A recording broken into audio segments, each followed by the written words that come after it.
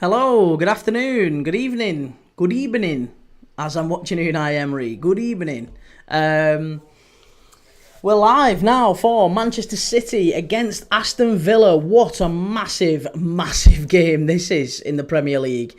5 straight wins for Aston Villa. 5 more cup finals to go for them. Can they get Champions League qualification? That's the big question tonight because, look, Aston Villa picked up a massive win, didn't they? A great win at the weekend against Newcastle. A surprisingly comprehensive victory. I didn't think it would be as much of a breeze as it was. I think actually 4-1 flattered Newcastle. Villa were sensational. They were terrific. And, you know, they come into this game, maybe, well, I don't know about favourites, but I really fancy Villa tonight. I really fancy Villa tonight. City are in 5th, Villa in 7th. There is 1 point between Villa and the champions. Manchester City still sit in 5th. They've also got Chelsea in between them as well, who are also on 57 points. So I think anything other than a draw tonight could be decisive for these two teams. I think a Villa win obviously takes them to 60 points, level on points with Forest, of course. They'll have played a game more. This is the start of a brand new game week, by the way, as well. So every team currently is on 33 points. Or 33 games, sorry. Every team is currently on 33 games. So I'm not entirely sure how this one's going to go, but I do feel that Villa will put in a very strong performance. There is a couple of interesting team news changes to make note of. I'm not sure if you've seen the team news yet. I'll walk you through them in a second. But Ollie Watkins, that's the big news. Ollie Watkins drops to the bench and Marcus Rashford comes in. What do we make of that?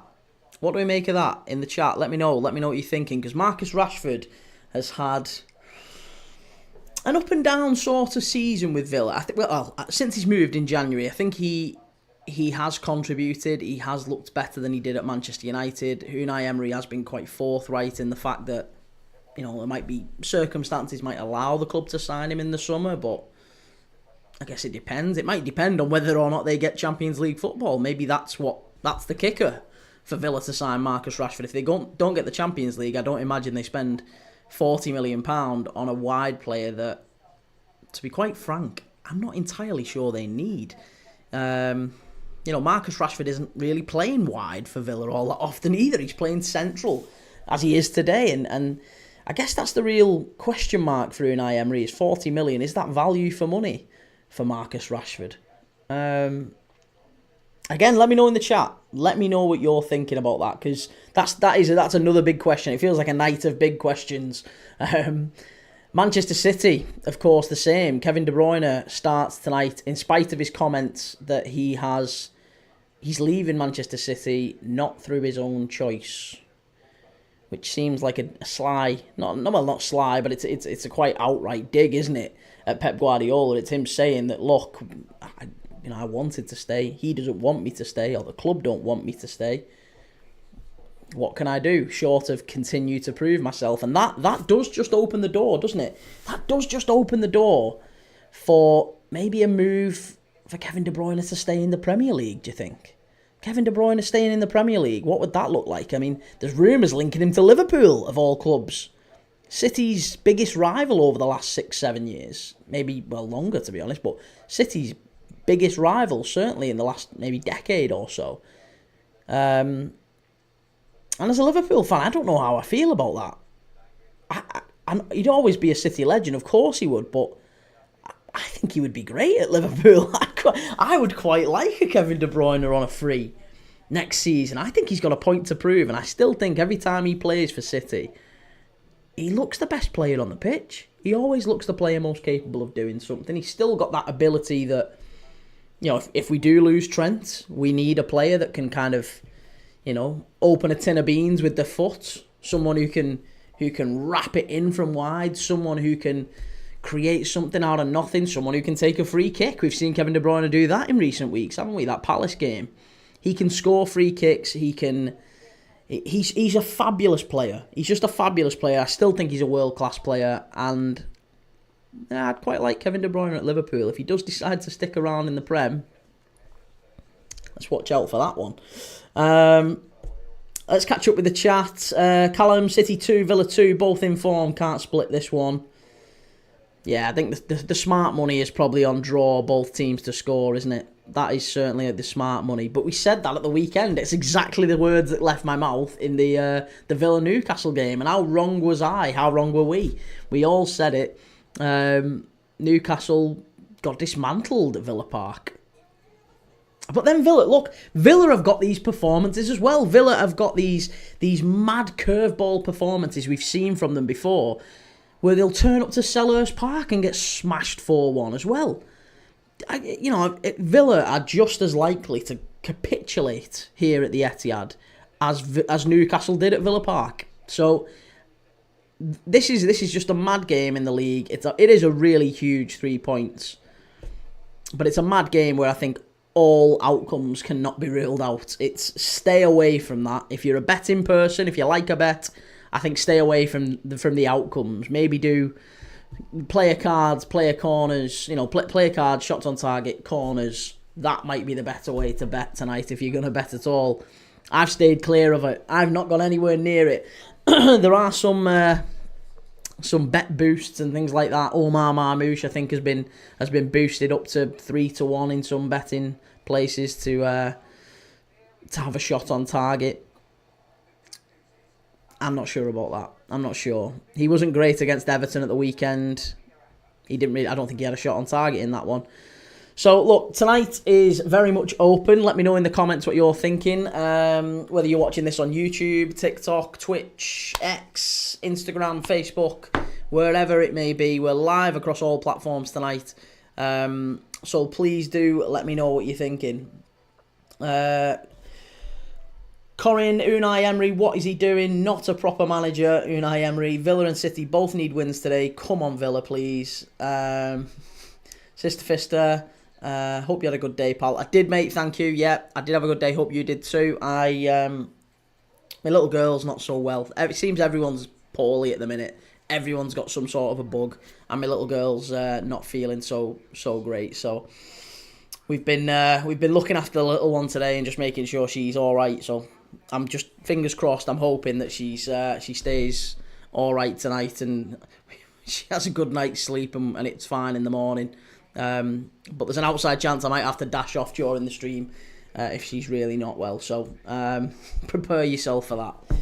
But Villa and City, sorry, just double checking. Oh, Corin, I've already got a bet on for City win or draw, both teams to score. That's not bad. Yeah, that's not bad. Calm the Copite, Man City 2, Villa 2. Yeah, quite a few seem to think it's going to be a 2-2, certainly a draw, both teams to score. Corin, there's a bug going round. Yeah, I mean, I don't know what it is. I don't know if it's a bug. I don't know if it's... I don't think she needs antibiotics, but it's horrible when they're ill. It's horrible when you've got kids and they're poorly. You don't really know what to do, and sometimes you go to the doctors with them and they make you feel like you're stupid for even bringing them in. But yeah, it's not good when you've got a little one that's poorly. All you want to do is take it off him. If I could have the bug for her, I really, really would. But she's not great tonight. But anyway, we've got a bit of football on for a little bit. We've got a little bit of football on. She's chilling with mum. She's gonna have a snuggle with her mum while I watch the footy, and I can look after tomorrow. And hopefully she's feeling better. I can treat her tomorrow. But for tonight, we're focusing on Manchester City and Villa. We have got team news in. Let me just come to that 1 second. Team news for Manchester City. It's Ortega in goal, Nunes at right back, Diaz, Gvardiol and O'Reilly at left back. O'Reilly starting to pin down that left back slot at City.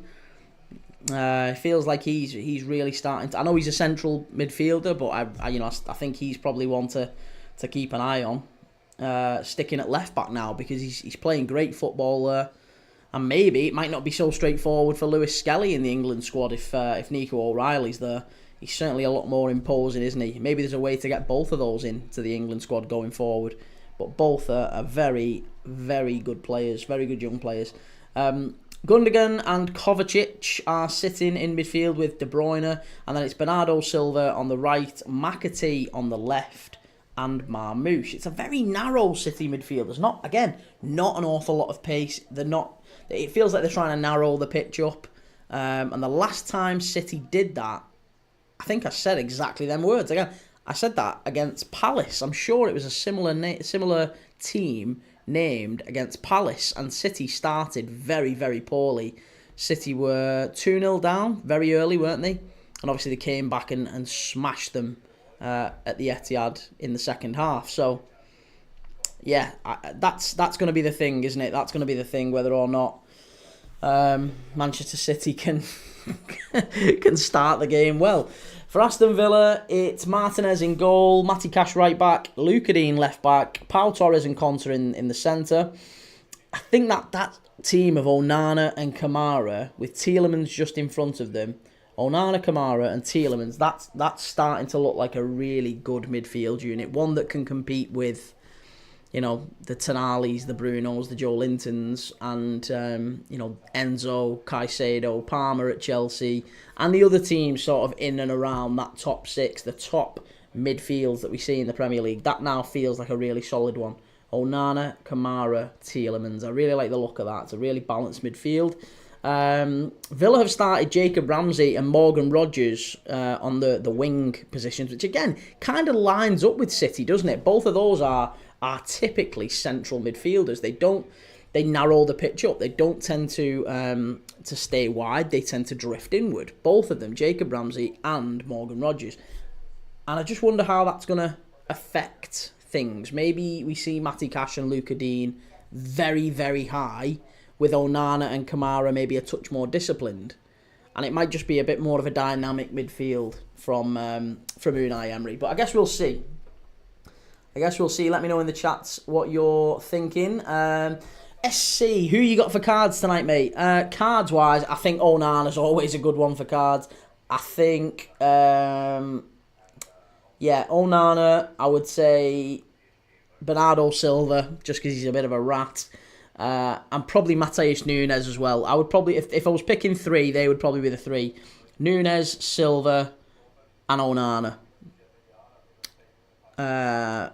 So we'll keep an eye out for them. Corey and my mum and dad are both ill on holiday. Oh, God. That's not good. That's the last time you want to be poorly, isn't it? Corin, I'm nervous and I'm not even a Villa fan.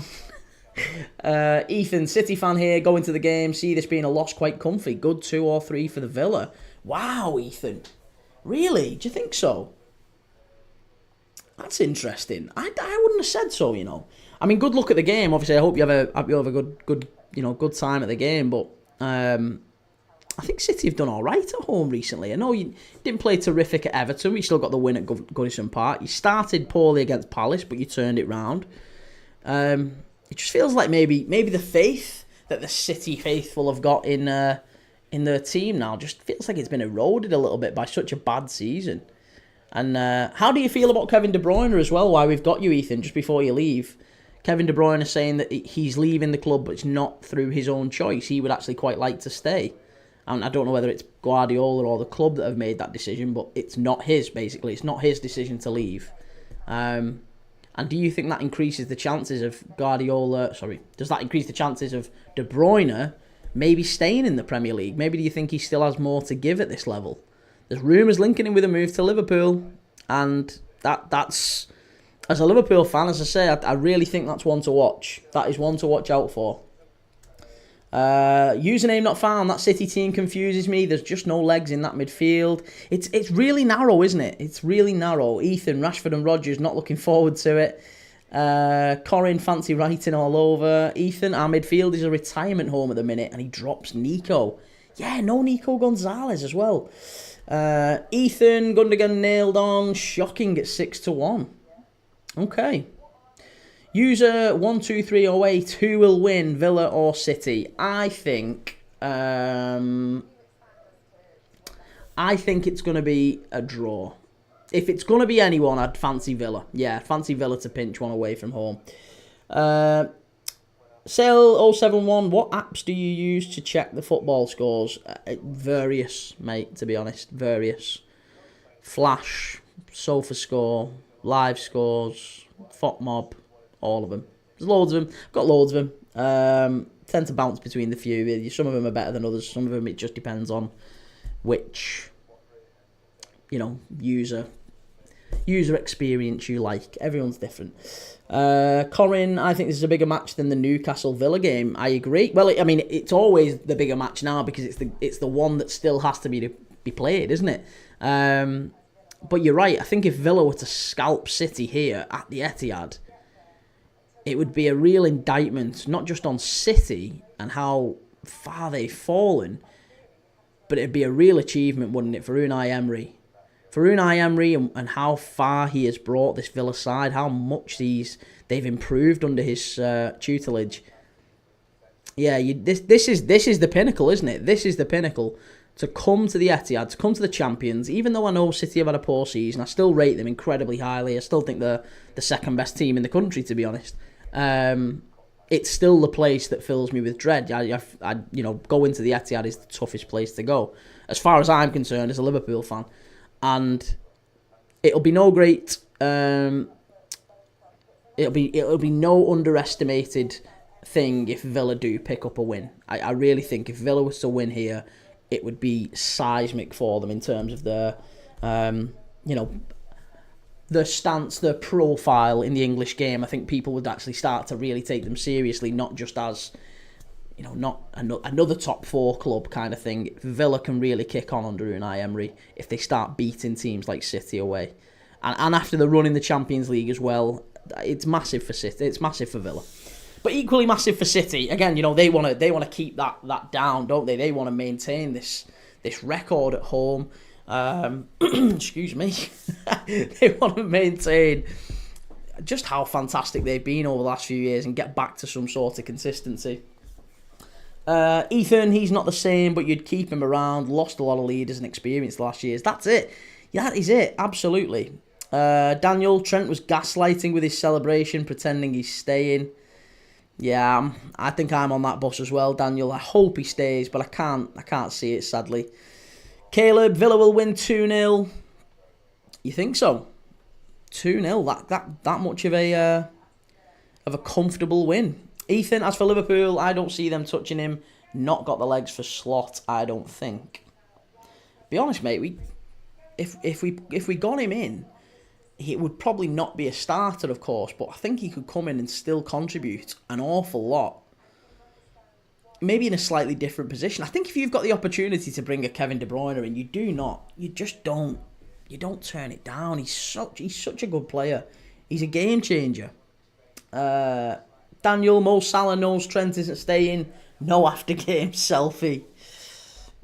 Yeah, it does feel like they're just distancing themselves from each other a little bit, doesn't it? I mean, that they had that big flare up in training not that long ago. But how amazing would it be? That's the one thing I kind of cling on to with Trent. It's the one thing I'm clinging on to.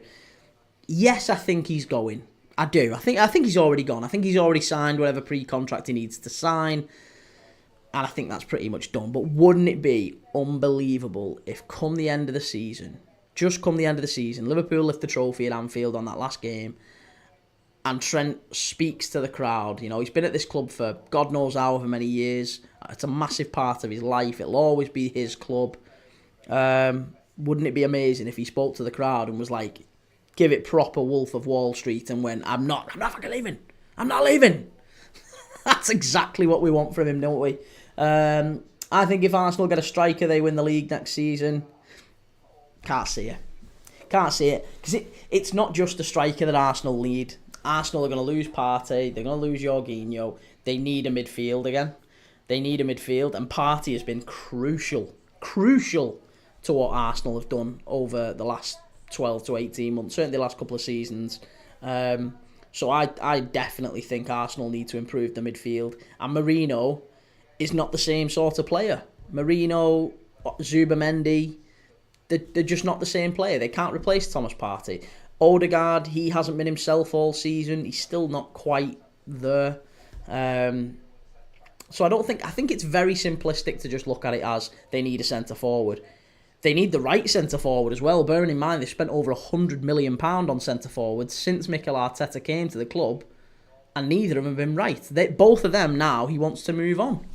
So he's got to get it right. He's probably, maybe he will. I'm sure they will go and spend money on a centre forward. They've got to get it right. They've got to get the right centre forward. They can't just go and get a variation of Havertz again or a variation of Jesus. It's very plausible that Arsenal go and sign Sesko and it doesn't work out. It's very plausible they go and sign Gyökeres and it doesn't work out. You just never know. You never know how players will fit in. I genuinely thought Darwin Núñez would break records at Liverpool, but that's gone down the Swanee. Ethan, I'd go MLS. Beckham wants him. Go live in Miami and play with Messi, Suarez, Busquets. Yeah, I mean that's a great lifestyle, isn't it, Ethan? That's certainly the way that you. I mean, I think if we all had our choice, that's how we'd probably finish our career, if we were at that level. But I think there's probably still a part of De Bruyne, a little bit like Salah. Salah, when he signed the Liverpool contract, his agent, it's come out, it's all like drip fed out now, that he let the Saudi clubs know incredibly early. Like he told them that as soon as they approached him and said, can we tempt you? You want to come to Saudi? We'll pay you. We'll make you the best paid player in the world. You can come to Saudi. You've already broke all these records at the Premier League. We will make you the highest paid player in world football. And Salah was like, nah. Doesn't matter what you offer me. You can make me the biggest paid player in the world. You can offer me loads of money. You can sign loads of players to come and play with me. It doesn't matter. I believe I'm still the best player in the world, or I believe I've still got loads to offer. I can still win Champions Leagues. I can still win Premier Leagues. I'm not ready for Saudi. Maybe I will come to Saudi, but it ain't going to be yet. I think there's a little bit of that with De Bruyne. I think De Bruyne is still thinking to himself, do you know what? I'm too good for this. There's no way you're foisting me out to Miami or Qatar or Saudi. I'm not there yet. There's no way. De Bruyne is not there yet. I'm not saying he's the De Bruyne of years gone by, but he's certainly not washed either. He's certainly not washed. We've seen him dominate games just in the last few weeks. I thought he was terrific against Palace, to be honest. So yeah, I think he still has moments. I think he's still there's still a player in there, definitely. And I think you'll be surprised just how many Premier League clubs, if he wants to stay, if he wants to stick around, I think you might be surprised how many Premier League clubs will show an interest in him. Daniel, the Trent mural being removed is disgraceful, though. Has it been removed? I don't know that it has. I don't know that it hasn't. I'm not doubting you, but I haven't seen anything at all about Trent's mural being taken down. I'm sure that wouldn't be the case, but I don't know. Maybe it is. Maybe it will be the case if he does indeed go. I'm sure there might be the odd pleb who's gone and threw paint on it or drawn something on it. I mean, you get them, don't you? That's just life, sadly. But I don't think they certainly don't speak for me. They don't speak for Liverpool fans. They're just morons who would do that. Corin, Odegaard is more overrated than Salah and Kanate. Daniel, Partey is almost irreplaceable. He's the first or second best defensive midfielder. I don't know if he's that good, but he's really, really good for Arsenal, and he's a unique type of player, isn't he? Caleb, did you see Man United are getting closer to a deal with United? Do you mean with Cunha? Sorry. Do you mean with Cunha? Again, Caleb, I honestly think that one is very much still up in the air. It really is. And I'll tell you why. I think Cunha has made it very clear that, yes, I'll come to Manchester United if you get Champions League football. If you win the Europa, I'll come. If you don't win the Europa, maybe his wages change. Maybe it's this if you get Champions League football, maybe it's this as like a little bit of a tax, and you have to pay me a touch more if you don't have your European football. If United don't get European football, allegedly there's 5 Premier League teams interested in Cunha. So it's not like he's going to be short of offers, is he? He's not going to be short of offers, and I don't think that that Cunha is set for United at all. Not just yet, anyway. Plus, by the way, Wolves want his release fee paid in full. Why wouldn't they as well? Yeah, fair play to him. They've got a release clause in his contract of $62.5 million, I believe it is. And the only way that you can pay $62.5 million to get Cunha is if you pay it up front. That's how release clauses work. So if Man United can't afford to pay 62.5 million up front, which is entirely... There's no way United pay 62.5 million all in one go. They'll pay extra, as they did with Xerxes. They'll pay extra so they can do it in instalments. So it might end up being a £75 million deal for Cunha. And honestly, I like him. I think he's a really, really talented footballer. Let me know in the chat. Daniel, Gyökeres is as certain as a striker comes. Is he? Is he? I mean, again, he's doing it in Portugal, but we've seen other players do it in Portugal. And I think Gyökeres is a very talented player, but it's whether or not he'll fit Arsenal. Sometimes you just get really top players who don't gel at clubs. They don't fit into certain systems. Arsenal don't play like Sporting Lisbon. They play quite a different style. So that would be something that Gyökeres has to adapt to. Bearing in mind, he's also never done it in the Premier League. And every time you hear of foreign players coming into the Premier League, sometimes they take to it like a duck to water, like Haaland did.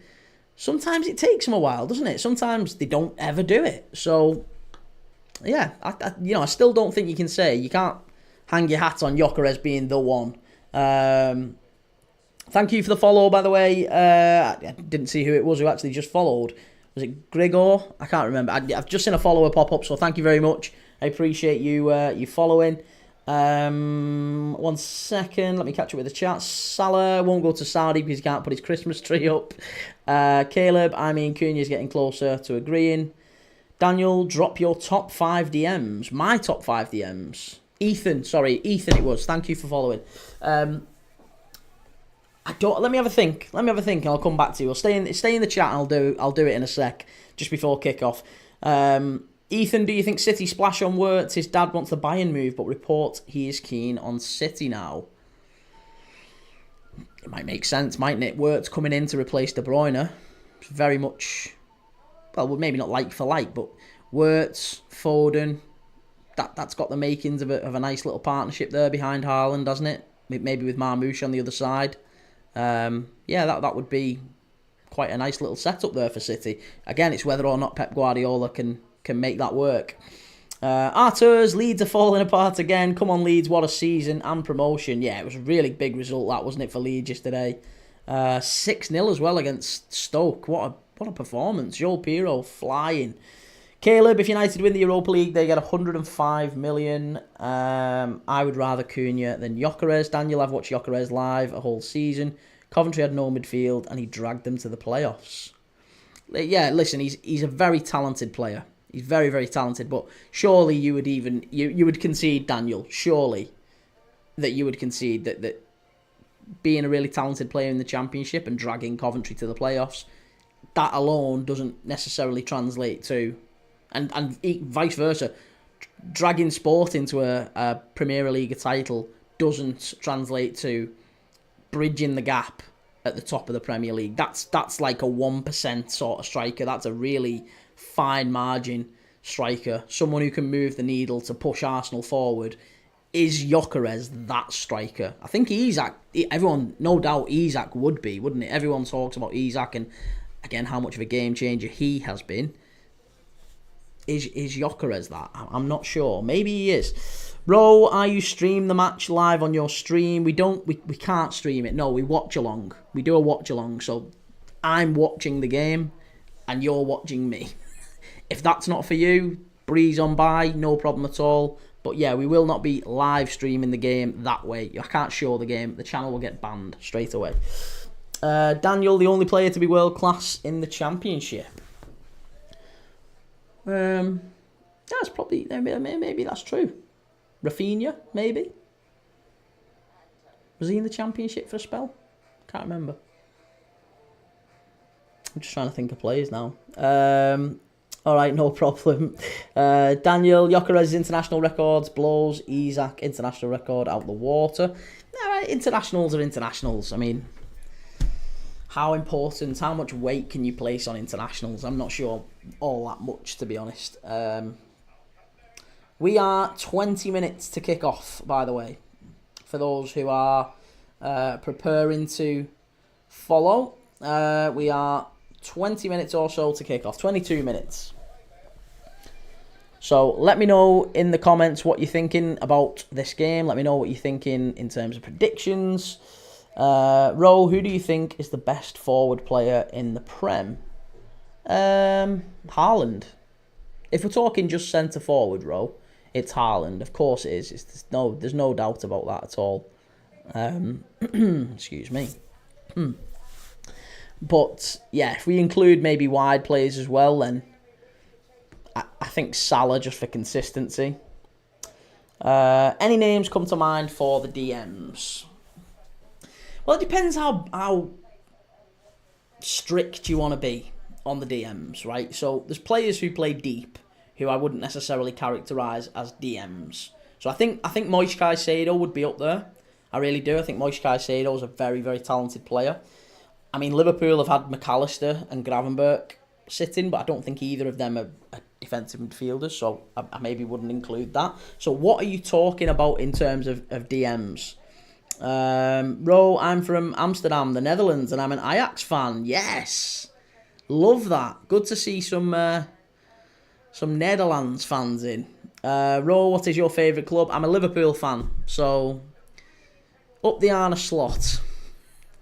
And you've got Jordan Henderson, of course, at Ajax, playing incredibly well. So, albeit not that well against Utrecht the other day.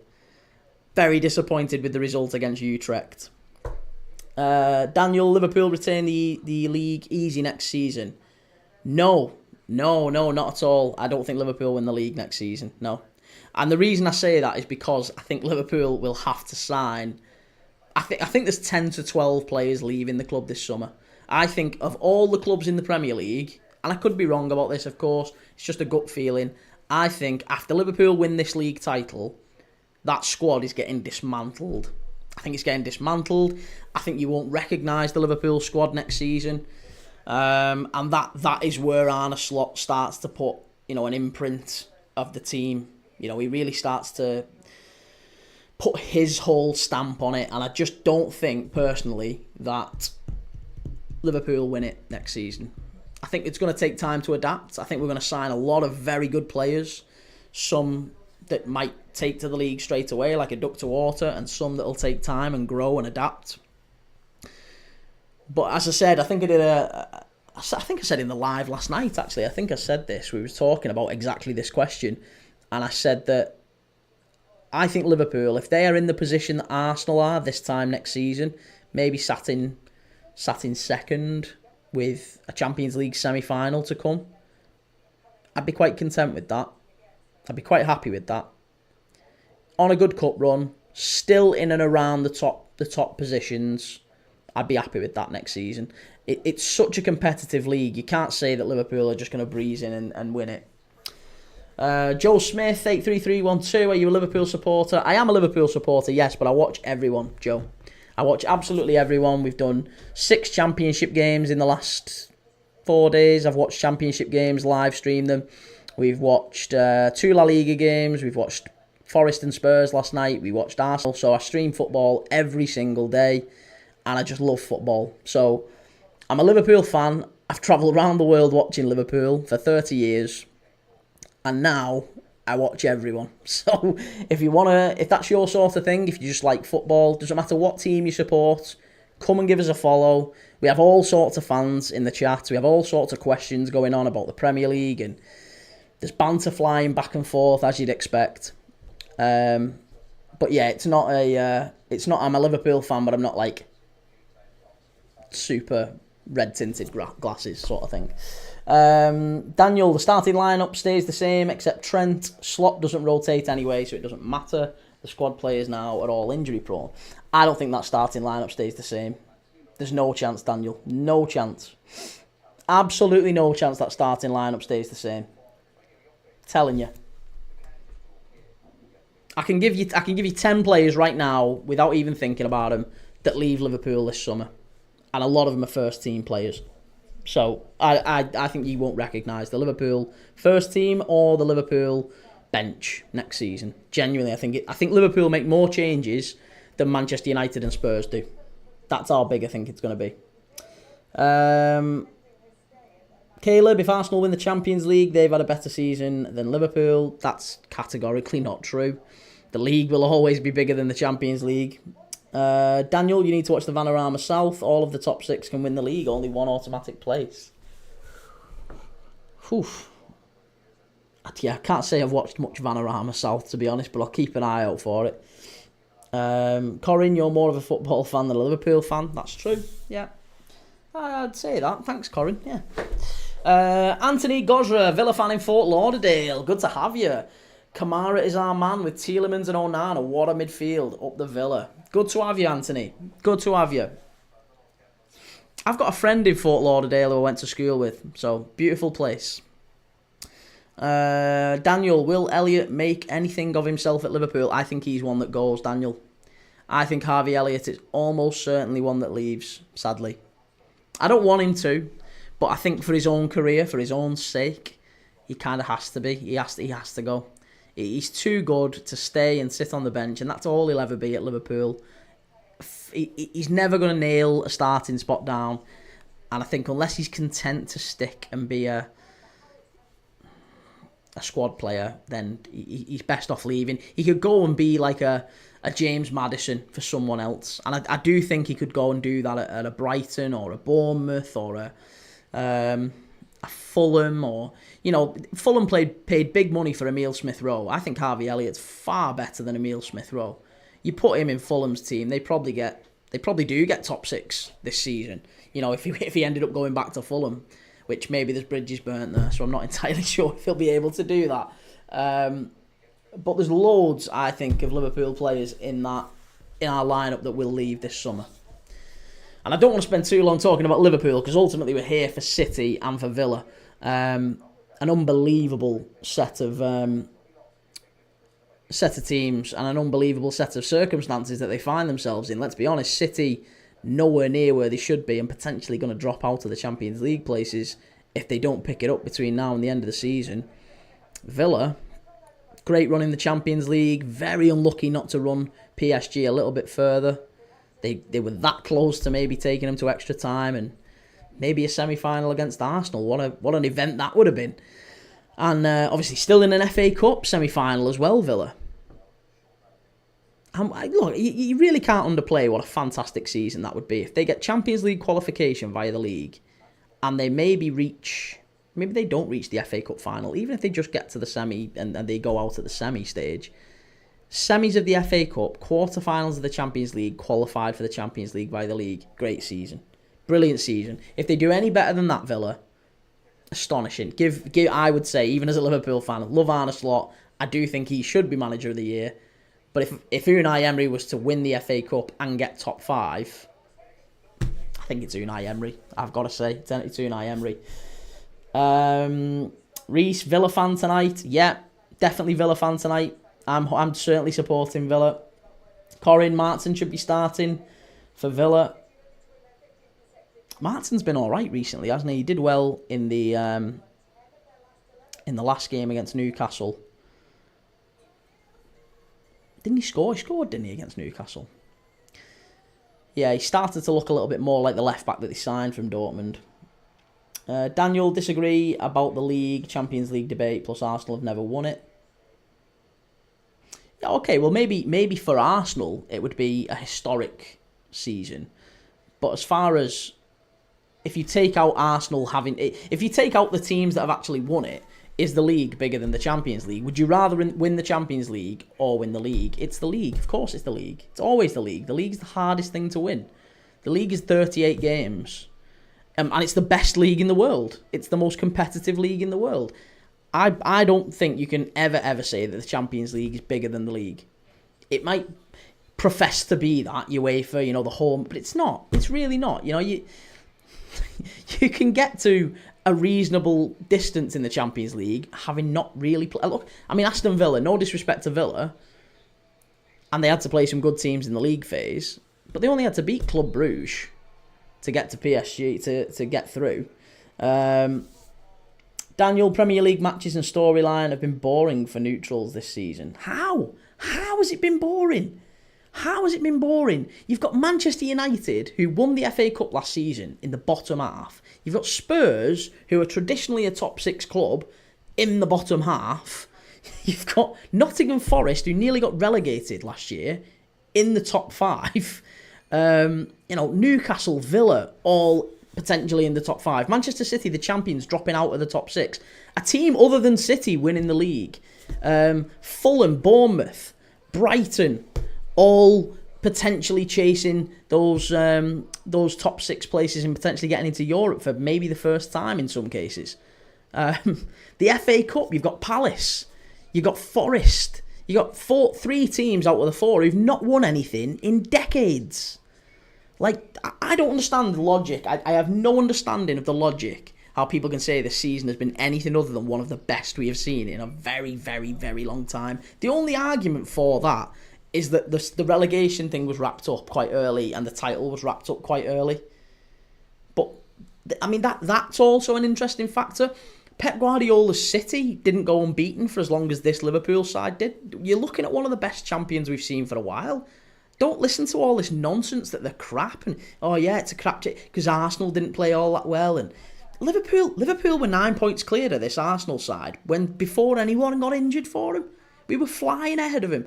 Don't let City's terrible season excuse the fact that Liverpool have been absolutely beautiful.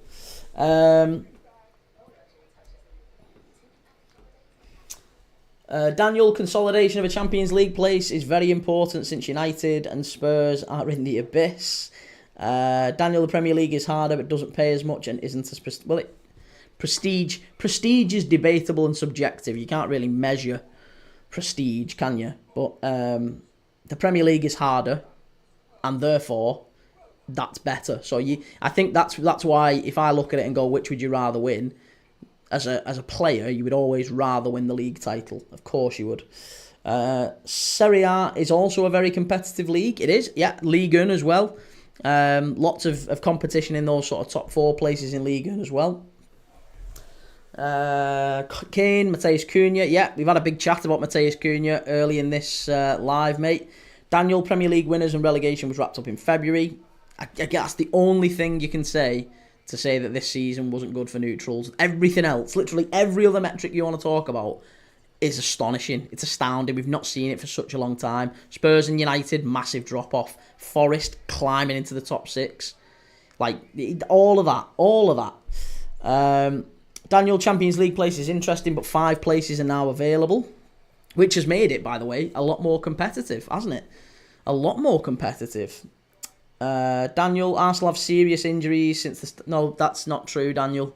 That's not true. They had no injuries in November and December, and they were 9 points behind Liverpool. They only started to kick on after that. They got big injuries around about December and January, and after that, they're still about as far behind now as they were then. So, I think it's nonsense to say that Arsenal are only where they are because of injuries. It's nonsense, absolute nonsense. Jaden Thompson, what team do you support? I'm a Liverpool fan, mate. IDK111, what's your top 5 for the end of the season? I can't make my mind up, mate. I really can't make my mind up. Every time I sit and watch a game between these two top 5, top 6 teams, whether it be City and Villa or Newcastle and Villa the other day, or even when they played, the Liverpool and Arsenals, I don't know what to make of him. I can't really put my finger on it. I'd like to see Forest make it. I think it'd be good to see Forest make it. But I don't think they do. They've got a very good fixture list. I'll say that, Forest. Between now and the end of the season, Forest have probably got the better fixtures. Chelsea have probably got the hardest fixtures. But the way Chelsea came back against Fulham the other day, an unbelievable finish from Tyreek George, unbelievable finish from Neto. What a goal that was. I can't personally say that they miss out. So I can't rule any of them out. I think Newcastle, I'm just talking round it, aren't I? I can't, mate. I can't rule any of them out. It's so difficult. You're just picking 3 out of 5 and just going, yeah. But the 2 that you leave out, You can't rule out for certain. It's just such a small points gap. Anything could happen. Absolutely anything could happen. Liverpool have only been slightly better than their opposition, not scintillating football. Yep, that's our league titles are won, Daniel. Daniel Tomiyasu missed the whole season. Yeah, and we all know how important Tomiyasu is for Arsenal, don't we? Same with Ben White. Yeah, massive, really important players. Odegaard missed 2 months. Yeah, he missed 2 months, and I think Arsenal fans would have been quite glad for him to miss most of the season because he's been crap. He's been crap. Every Arsenal fan I've spoke to, every single one of them, and even when I've watched him, they've all said he's been dreadful all season. Absolutely awful. Absolutely awful. In fact, there's Arsenal fans who've popped into this chat and said they want to drop him. The captain, Odegaard, they want to drop him. So, you know, you can argue, yeah, Tomiyasu, Odegaard. Like Liverpool haven't had loads of players injured as well. Nobody mentioned anything when we had Virgil van Dijk out for 8 months. There was none of this support.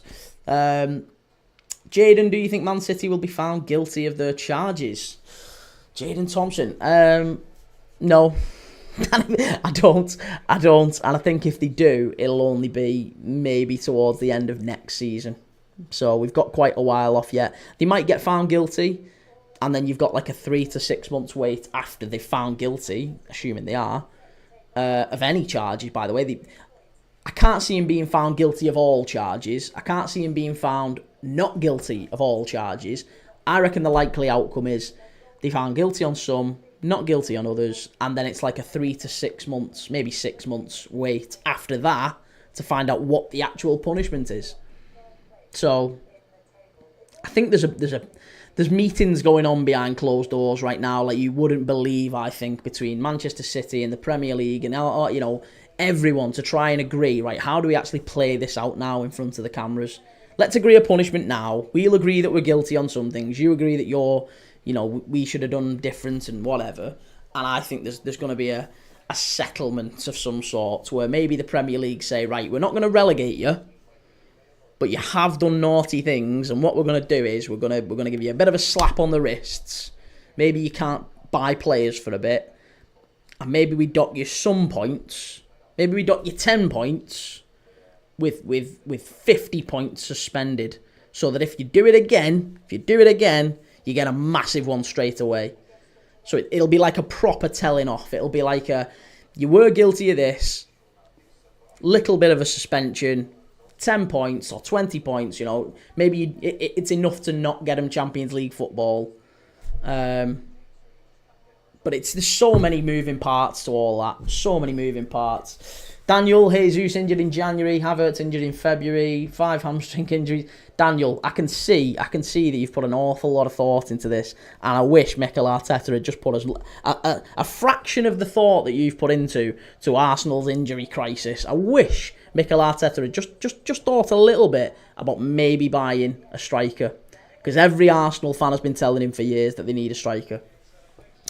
Ben, Rodgers and Marmoush goal or assist, both teams 4 corners and Onana booking. Yeah, like the look of that one. On Sky Sports it says Saudi Arabian teams are going to try and trigger Cunha's release clause. Well, they can pay it, can't they? That's the problem with United. United want to pay it in dribs and drabs and peanuts here and peanuts there. Daniel, Premier League don't have the money to deal with City properly. I don't know about that. I think we're going to have to wait and see what happens exactly. We are approaching kickoff. We've got 3 minutes to go. Jaden, do you think Arsenal will win the Champions League? No, I don't. I think PSG are the better team. PSG over 2 legs will take them. Be a very, very good game to watch. We're watching it here. We'll be doing a watch along of it. I think Arsenal were terrific at Real Madrid. Fully deserved to go through. But yeah, I expect PSG do them over 2 legs. They haven't played this PSG yet. Kvaratskhelia in January has changed the game for them. They look a completely different animal. They were terrific against us. They were terrific against Villa. I just think they're destined to win it. I'll be honest with you. I think they're absolutely nailed on to win it. So yeah, if Arsenal get past PSG, then yeah, of course anything can happen. Maybe Arsenal do win it, but they've got to get past what I would consider to be the best team in Europe right now, PSG. But anyway, let's forget about all that. Let's forget about all that. We'll get back to PSG and Arsenal and the Champions League and all that guff another time. Nick Nack, good to see you again. Good to have another Saints fan back in. I'd like to see Forest, Villa and Newcastle get the top 5 myself. Yeah, I mean, in an ideal world, I think if we could all pick, I think the football purists amongst us would maybe like City and Chelsea to drop out, wouldn't we? We'd all like a bit of that. We all like the underdog, and we'd all like City and Chelsea to drop out. Plus, there's a little bit of, I guess wrongdoing suggested with City and Chelsea, isn't there? I'm not suggesting they have, but that's certainly the inference, isn't it? Everyone seems to think City and Chelsea, they cook the books, they bend the rules, they're doing what they shouldn't be doing. There's cases against them, they keep getting told off for this, that and the other. Whereas it feels like, Villa, Forest, I mean, Forest got points deducted, but you know what I mean? Villa, Forest, Newcastle are broadly playing within the rules a little bit. Newcastle, again, skirting the edges. But I guess we'll see. I guess we'll see what happens between now and the end of the season. It's just too close to call. I still think, I don't want them to, but I think City will finish in the top 5. I think they're too good not to. And I'm intrigued to see what City team actually shows up tonight. What City team shows up? That's the big thing tonight. Do we see the City team that we've watched dominate in years gone by? And even recently, I think that even just the City sort of. There's there's 3 cities, isn't there? There's the City that we've seen that turns up and clicks, and you see them. We've saw them in moments. So the second half against Crystal Palace, there was a little bit of that. It was much smoother. There was a lot of one-touch stuff. They were so clinical in the final third. De Bruyne looked really, really sharp, and Marmoush as well, clicking into gear. All of that. That City we've seen in parts this season, but not as often as we'd like. We are underway. Let's get the clock going. We've seen the other City, the grinding it out City, the City machine, where they don't necessarily play all that well, but they just get results. Villa are in already here. Villa are in. Rashford. They've hit the post. They've hit the post 10 seconds in. Rashford's hit the post 10 seconds in. What a game. What a game we're on for here. What a game we are on for. It was just bobbling around in the City midfield. Rashford, he drops his shoulder. Right foot, then left foot. Tielemans knocked him through. Rashford has got Ruben Dias on strings there. And he hits a left foot shot low and hard off the post. Unbelievable start to this game. 40 seconds in. Nearly Aston Villa 1-0. How's that for a start? So, yeah, we've seen the City, the old City of old, the good City team. We've seen the City machine that just kind of grinds out results, doesn't necessarily play all that well, but that's often the sign of champions, isn't it? And then we've seen the City team that's sadly been prevalent for most of this season. Just crap. Just really, really poor. Toothless. No real energy. Game passing them by. Lacking legs in midfield. They get run through far too often. Tactically look like all naive, all again, which is odd given Pep Guardiola's the guy in charge. All of that. And that's what I'm intrigued to see. Which City side are we actually going to see? Based on the first 90 seconds, I think it might be the latter. But City do have a corner now. It's Kevin De Bruyne, KDB, about to whip it in. At the Etihad. It's gone out to the edge of the area. He gets it all wrong. He sent it out to Kovacic, but Villa defend it quite easily. Nana Eugene, thank you for the follow. Unknown, Aston Villa's biggest game of the season. Unknown, is it at the Etihad or Villa Park? It's at Etihad, mate. Jaden, thank you for the follow. Bulldozer this season, they've been shitty. Manchester shitty. I like it. Unknown, FRX, no. Matt Robinson, 132. Whenever Liverpool have won the title, they always say it's not been a good season. Thank you, Mark. Thank you. I'm so glad there's not just me thinking that. It's always, if it wasn't, oh yeah, the season's been terrible. But no one's pointed out what an unbelievable season it's been in terms of United, Spurs. You'd never have predicted that. Forest, you'd never have predicted that. We might well have Villa, Forest and Newcastle in the top 6, City and Chelsea out of it. Given that Chelsea were in a title race in December, and City are the current champions. They might not even be in a Champions League spot. If someone had told you at the start of the season, Manchester City will not be playing Champions League football next season, what would you have said? Because I know what I would have said. I would have said, Christ, he must have been found guilty then. Because there was no world where we would have assumed that Manchester City's playing performance would have got them out of the top 6. No way. Bulldozer 7113. Did I beat the TikTok filter? Get in. I've turned the filters off. I found out how to do it. I don't know what that means, but I've turned off some sort of filter. Mark Robertson, title 20 on the way and many more to come. Yes, love that, Mark. Liverpool fan myself, so I'm hoping we can do the same next season, but I'm not all that confident. Here's Aston Villa getting forward now with Jacob Ramsey. He's a very underrated player, you know, Jacob Ramsey.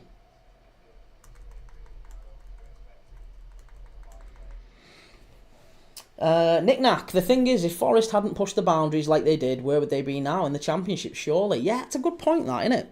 Really good point. Is that... Oh, here we go. City playing dangerously in their own 6-yard box.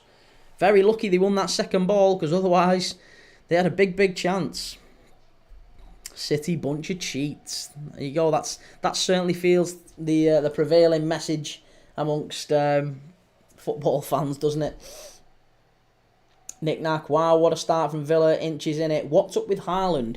I think Haaland did his hamstring. I think I'm right in saying. Was it his hamstring or his groin? He pulled a muscle. I don't think he'll be out. He'll be back before the end of the season. I'm sure that's the rumour doing the rounds anyway.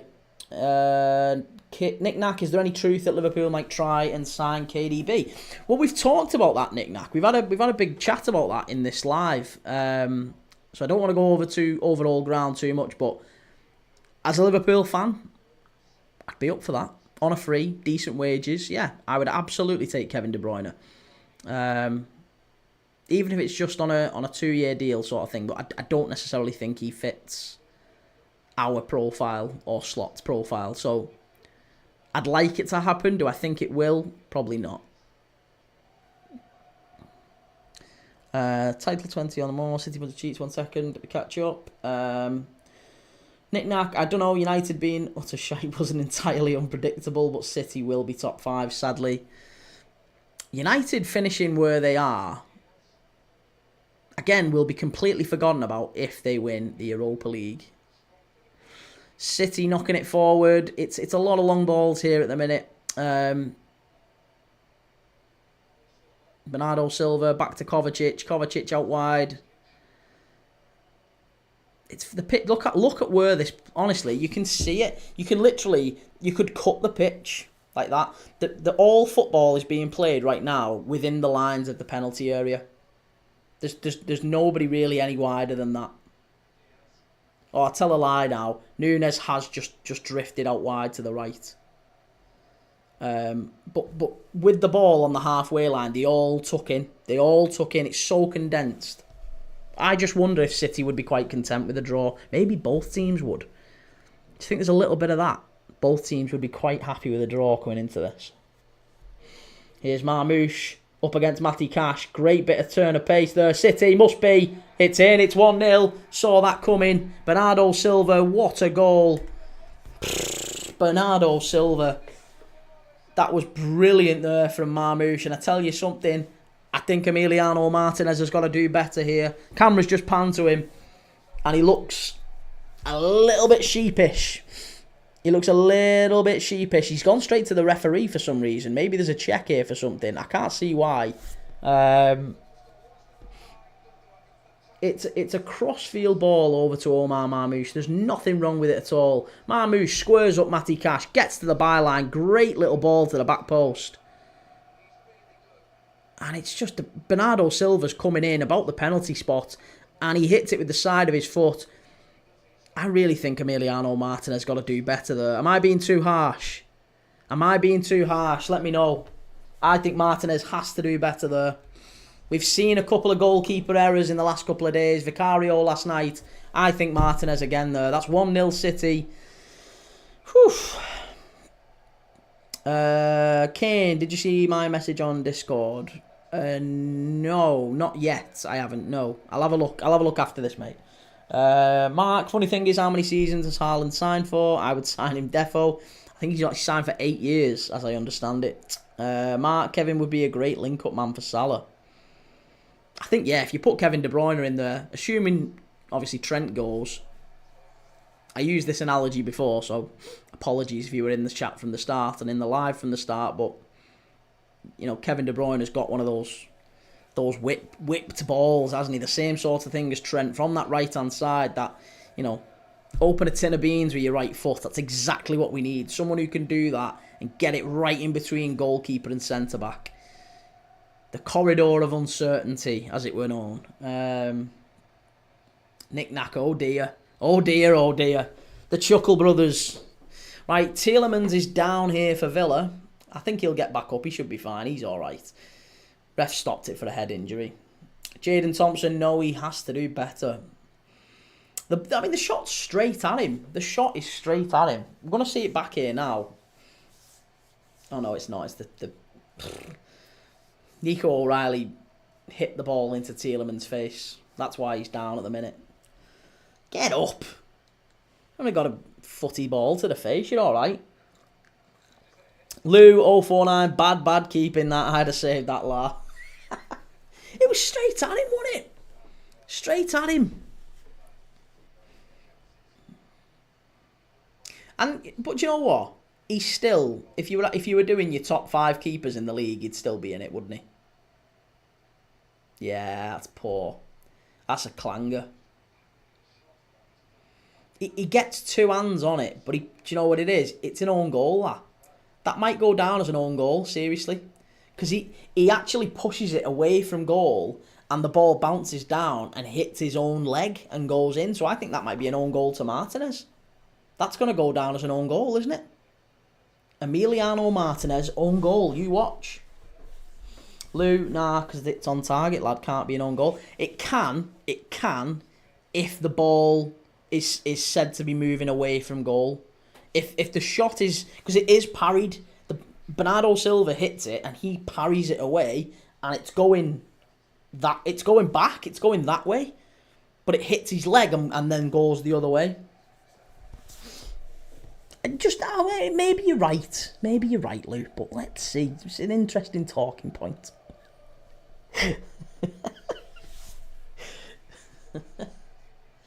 Nick Nack, silly kickback really from the defender, just puts it into a dangerous area. Yeah. Isn't Trent to Real Madrid already a done deal?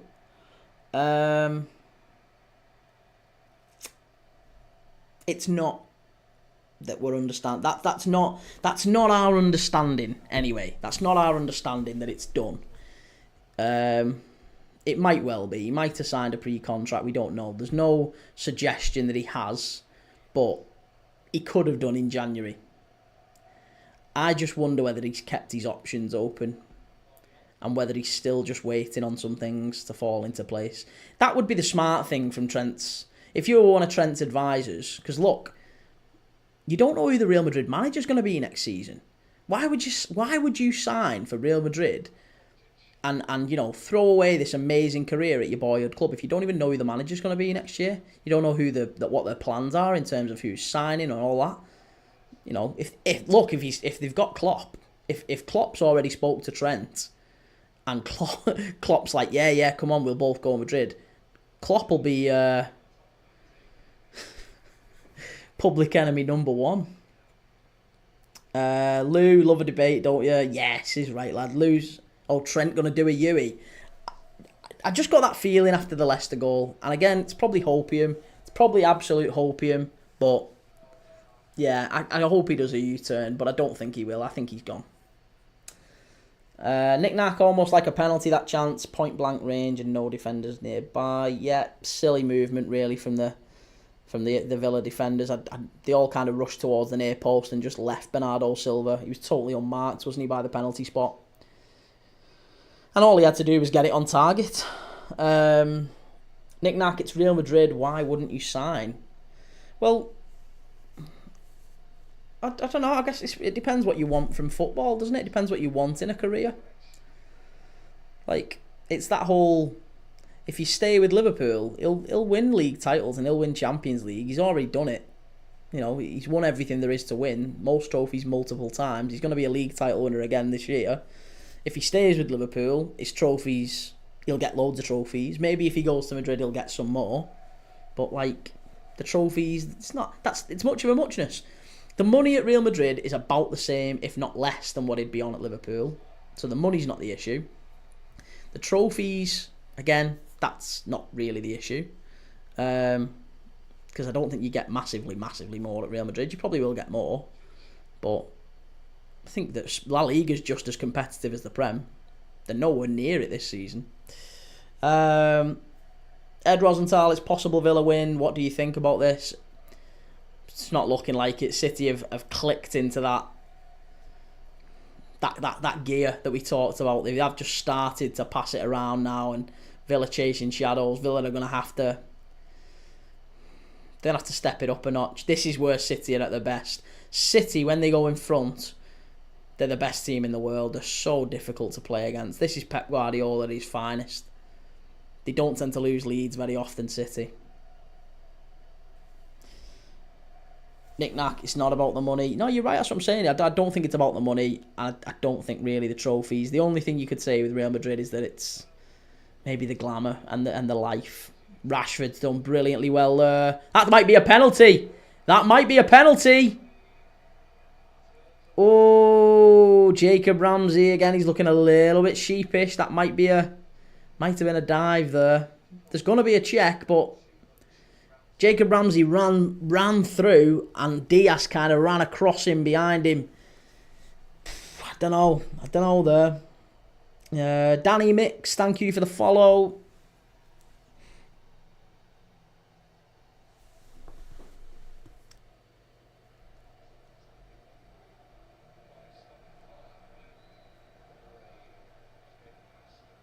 Oh, here we go. There's a check. It might be a Villa penalty here. There is going to be a check. Now then, listen, whenever this happens, it's always a penalty, isn't it? We never ever see the referee go to the monitor and go, actually, yeah, I'm going to stick with my original decision. That's a pen. That's not even close. That's a pen. He's watched it back. That should be a pen. That's a penalty. I'm sorry. He tries to jump out the way. I think Ramsey does maybe play for it a touch, but it's a pen. He clears him out. There's connection. There is a connection. Ramsey is through. That's a pen. It's a pen. Scousel, pen to who? Pen to Villa. He's give it. The referee went to the screen and had a look at it. He didn't like it at first, but Ruben Diaz has been penalised, and that foul on Jacob Ramsey in the area, it's a penalty to Aston Villa. So we thought we'd get goals in this game. We thought we'd have action. And from that angle, it looks soft. But City, who are 1-0 up, now it's a penalty. And look, they've just showed it back on the big screen. At City, and the players and the fans are up in arms. Because on that angle I've just watched back, it's madness. It is madness, actually. It looks bad. It looks really bad, actually, from that angle. It doesn't look a penalty at all. The one angle they did show, though, from the side, there was connection. But they've shown the ref up a little bit there. Whoever's in charge of the media team at City. It's Marcus Rashford who's going to take the penalty. Marcus Rashford is going to take the penalty for Villa. Scousel need De Bruyne and Marmoush for 50. Well, here we go. It's Marcus Rashford who's going to step up. He's only missed 2 out of his last 12 penalties. Taken 12, scored 10, missed 2. Both of those 2 were to the keeper's right. He's taken a strange run up. He's central. And now he runs wide right. Rashford scored to the keeper's left. Very, very casual. Almost like you'd expect Ivan Toney to do it. Passed it into the net, and Marcus Rashford has scored. The quickest BTTS in history. You're damn right, FM No Casuals. There you go. Ruben Diaz is raging. Pep Guardiola is raging. It's Man City 1. It's Villa 1. That was a soft one. Absolutely, it was a soft one. But we've got a game on. We've got a game on. Villa are level. Be a game like this though, knew it, absolutely. User 212-5904-29666 followed the host. Thank you for the follow, mate. Goal Villa, come on villains. Scousel, any bets, people? I've not even touched this one, to be honest, mate. I looked at it and thought it can be any of these three, can't it? If I was going to bet on anything, it would probably be shots on target, players shots on target, maybe corners, maybe cards. But I don't like cards. I don't like that market. So I just felt like I'd be throwing my money away. So I stayed away from it. Jaden, what a game. I think Ben's got some bets on. Ben put a couple of bets on in the chat. I don't know if he's in. But Scousel, yeah, Ben put some on. Oh, they're in again, City. Emiliano Martinez just about getting to that one. I tell you what, there's just it's chaos here. It's absolute chaos. Jake, good to see you, Jake Curtin. This is absolute chaos here. Nick Nat kept his head. Well done, lad. Can't say I was confident that he would score that one. No, neither would I. Nick Nat, I'm on City at a shade under evens. That's not bad. City at home's always a good bet, but I'll be honest, I think if Villa didn't get a penalty... Pep Guardiola has been yellow carded, by the way, for his protests after that penalty. It did look a little bit dodge. It looked a little bit dodge. That's really good play by City. And he's played on. The rest played on. Marmouche. He passes it off to De Bruyne. Jake praying for a draw. Caleb, that is a pen in it. Villa will nick it later. Watkins 2-1. I didn't think at all that Villa would get anything in this game. Once City went 1-0 up, they're so good. So, yeah, I didn't think there was an equaliser coming. And it probably would have taken a dodgy penalty like that to get it. But look, you've got to ride your luck at the Etihad. You've got to ride your luck, and there's nothing wrong with that. They've done it. They've got their equaliser. Sometimes you have to do that. Let me know in the chat actually what you're thinking on that one. Is that a penalty, do you think? Feels like there's a mixed bag. Feels like there's a bit of a mixed bag there. Do you think that was a penalty? And let's put it in this context. If that was against your team, how would you feel? If that penalty was given against your team, how would you feel? Or even vice versa, if that happened to your team, would you want to see it given? Because I'm not sure I would. And I know that might sound a bit hypocritical, but I really don't. I don't think that's... I want to see a higher bar. I want to see a higher bar for penalties. And I hope next season that referees do introduce some sort of a threshold that, come on, like you can't just have players like going down on the edge of the area while running away from goal for the slightest of touches and it gets a penalty, which can change the course of a season in some cases. It's mad. It's absolutely mad. You don't want that. We want to see goals. Yeah, of course we do. I don't want to see penalties like that deciding people's games and sometimes deciding people's jobs as well. There's managers who'll lose their jobs over decisions like that at the other end of the table. Jake, I think Villa need another if they want anything tonight. Defo a pen. Scousel, footy stupid now though. Good that semi-auto offside. Jefferson, Macy, focus on the game please. No.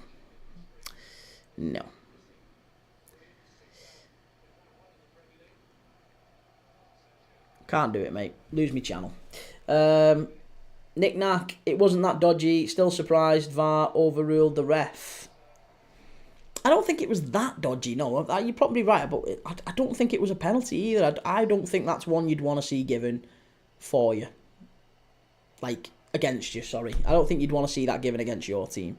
Like, there's some penalties where your defender slips or whatever, and there's clear contact, and you kind of look at it and go, okay, fine. I don't like it, but it's a pen. Oh, chance. Good save. It was Emiliano Martinez saving that one down at the front post, near post. De Bruyne just beating the offside trap. It's a little dinked ball over the top from Marmouche. De Bruyne with the header about 6 yards out. Didn't really have enough power on it. And Martinez claims it. 2018, rate the Rashi goal.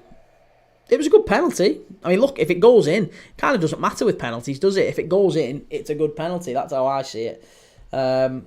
Knick-knack, I'd say more a pen than not. It's not down to the rest, though, when VAR get involved. Of course it is. Of course it is. If a referee gets... This is where I don't like that. This is where I don't like them getting sent to the screen, because they might as well... I haven't seen one instance, or I can't recall one instance anyway. Maybe people in the chat will enlighten me to this. I'm sure you will. But I can't recall one instance off the top of my head where the referee has been sent to the monitor by his colleague in a room miles away, who's watched it back on multiple angles in slow motion or whatever, has watched it back and gone, I think you need to go and have a look at this, right? And he sent him to the screen, and the referee has always overturned his original decision. Always, always, always, always. I have never yet once seen the referee go, I've had a look back at that, and actually, do you know what? I think I'm going to stick with what I originally thought. I don't think that's enough of a pen. So it is re-reffing the game, isn't it? It is. It's a team of referees, and they all stick together, which, to be honest, I kind of don't blame in many cases, because the refs get stupid amounts of abuse. So I don't mind them binding together. But it just feels so disproportionate and so inconsistent. Scousel could go anyway this now, though. Seeing 2 halves of City v Palace. Shocking first half hour, then battered him. Yep, absolutely. 2018, I trust him on pens. He's got a good record. That's 11 in 13. 11 goals out of 13 pens.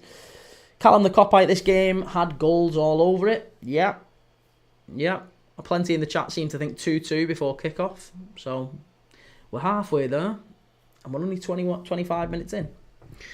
Jake, I don't think Diaz was going to get the ball. He passed him. I think he just ran into him. Which some might argue, not playing devil's advocate. I know I've already said that I don't think it was a pen, or at least not enough of a pen. Some might argue that's him impeding Ramsey. Ramsey was through. He was away. There was contact to the letter of the law. Maybe it was a pen. I just don't like it. That's what, when I saw the first angle back, the angle that they showed to the ref, I immediately said, that's a pen. That's a nailed-on pen. Has to be a pen because there's clear contact. But when they showed it the other way, after he'd given the pen, they showed it the opposite angle, which they also played to the crowd and to all the players. It looked nothing like a pen. Because Diaz did pull back. He pulled out, didn't he? He pulled out of it. De Bruyne with a shot from distance. 25 yards out. And Martinez just low down. Claims it. Stephen, you think Man City are winning? I don't think, no. No, I don't think so. I think it's going to be a draw.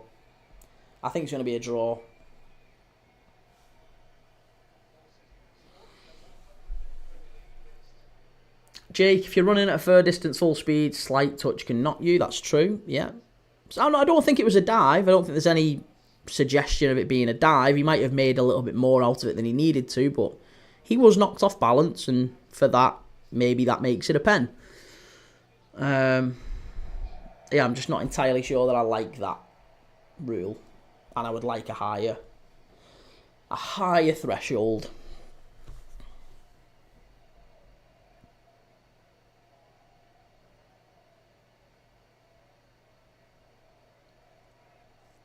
Jake, I do know what you mean.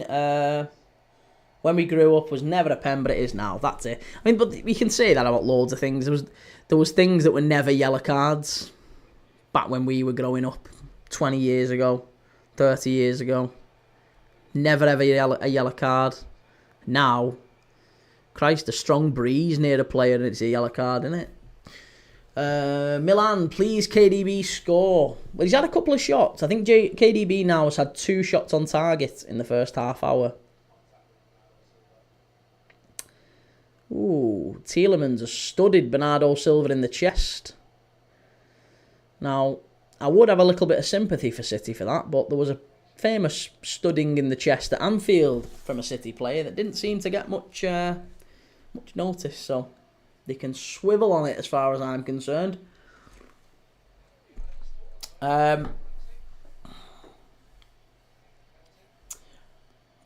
By the way, just while we've got this break in play, I do just want to say we've got quite a few people in the chats tonight. I stream football matches every single day. I stream football matches from all different teams. We've done 6 championship games in the last few days. We've done live watch-alongs of Spanish La Liga games. We did Real Madrid against Athletic Bilbao the other night. We did La Liga, Las Palmas against Atletico Madrid. We've done all sorts of games. Premier League games. We did Spurs and Forest last night. We did City against Everton at the weekend. We did Newcastle against Villa at the weekend. Liverpool against Leicester at the weekend. We did them all. So chances are, if there's football on, Premier League Dad, we are live. So if you like football, doesn't matter what team you support, make sure you come and give us a follow. Doesn't matter what social media you're watching this on. We're live on YouTube right now. We're live on TikTok. We're live on Facebook, Instagram, Twitch, X, any social media you like. So make sure you give us a follow, give us a subscribe.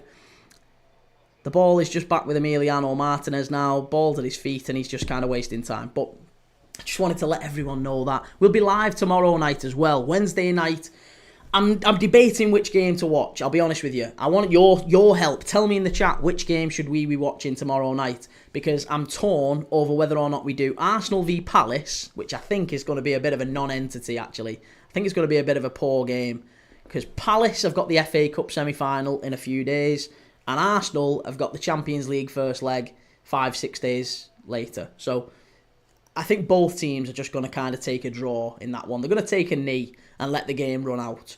So I'm debating watching the Coppa Italia semi-final, Inter Milan against AC Milan. That is what I'm thinking of watching. So if you fancy a watch-along for that tomorrow night, I'm probably going to be live with Inter against AC Milan. Big, big game.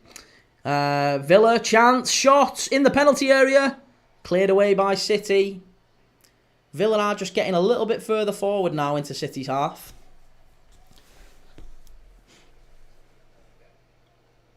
Milan, are you for City or Villa? I'm for neither. I'm a Liverpool fan, mate. I'm a Liverpool fan, but I'm a football fan first, I would always say.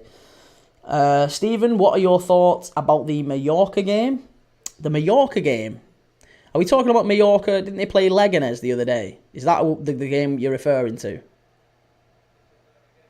I was going to do a live watch-along tonight of Valencia against Espanyol, but my little girl was poorly, sadly, so I didn't start the live.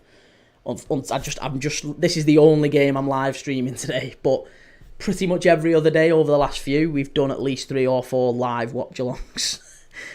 So this is the quietest day I've had in ages. Milan, Ansu Fati is starting today against Barcelona. Mr. G, Aston can be 2. Right, okay. Damn you, thank you for the follow. Mallory, thank you for the follow. Joker, thank you for the follow. Thank you everyone who's following and subscribing. City driving forward here. It's gone behind. That'll be a corner to City. Yeah, corner. Corner ball.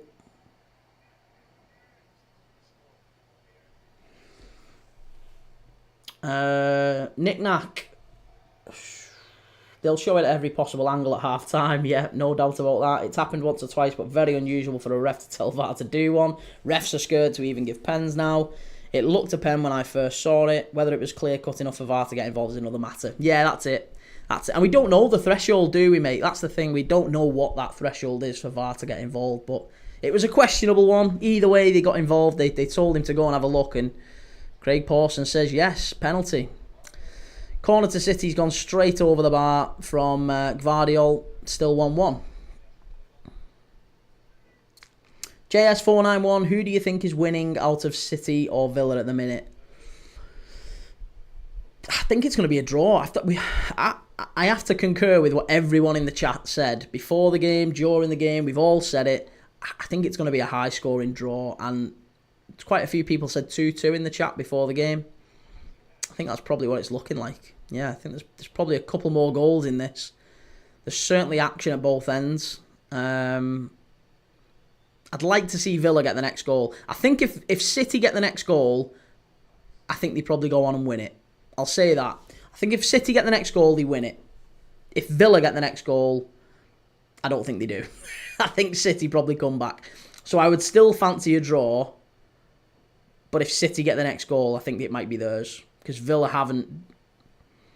Other than that Rashford chance, that one Rashford chance after about 60 seconds, well, it wasn't that, it was 10, wasn't it? It was, 10, 15 seconds in. That Rashford early chance where they hit the post. Other than that, there's only been the penalty. They've barely been in City's half. They've not really done enough to create chances, whereas City have had a few pot shots and a few bits and bobs here and there. Rodgers down the right-hand side here. That might be a foul. No, Guardiola wins it fairly, says the ref. Jake thinks City have been slightly better. Yeah, I'd probably agree with you a little bit on that. I think they've certainly pushed forward more, haven't they? There's a part of me that still thinks Villa might just be tempted to take the point. Like a point for Villa at the Etihad, in the grand scheme of things, they might look at it and go, we live to fight another day. You know, we're all right. We get a point here.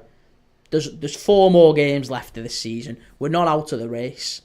Let's just get a point. Let's make sure we don't lose, and we don't lose that momentum. We're on a run of 5 games, 5 wins in a row for Villa. The last thing they want here is a defeat that kind of just knocks them off course.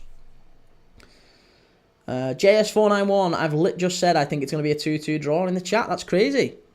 Cheers for the follow, JS491.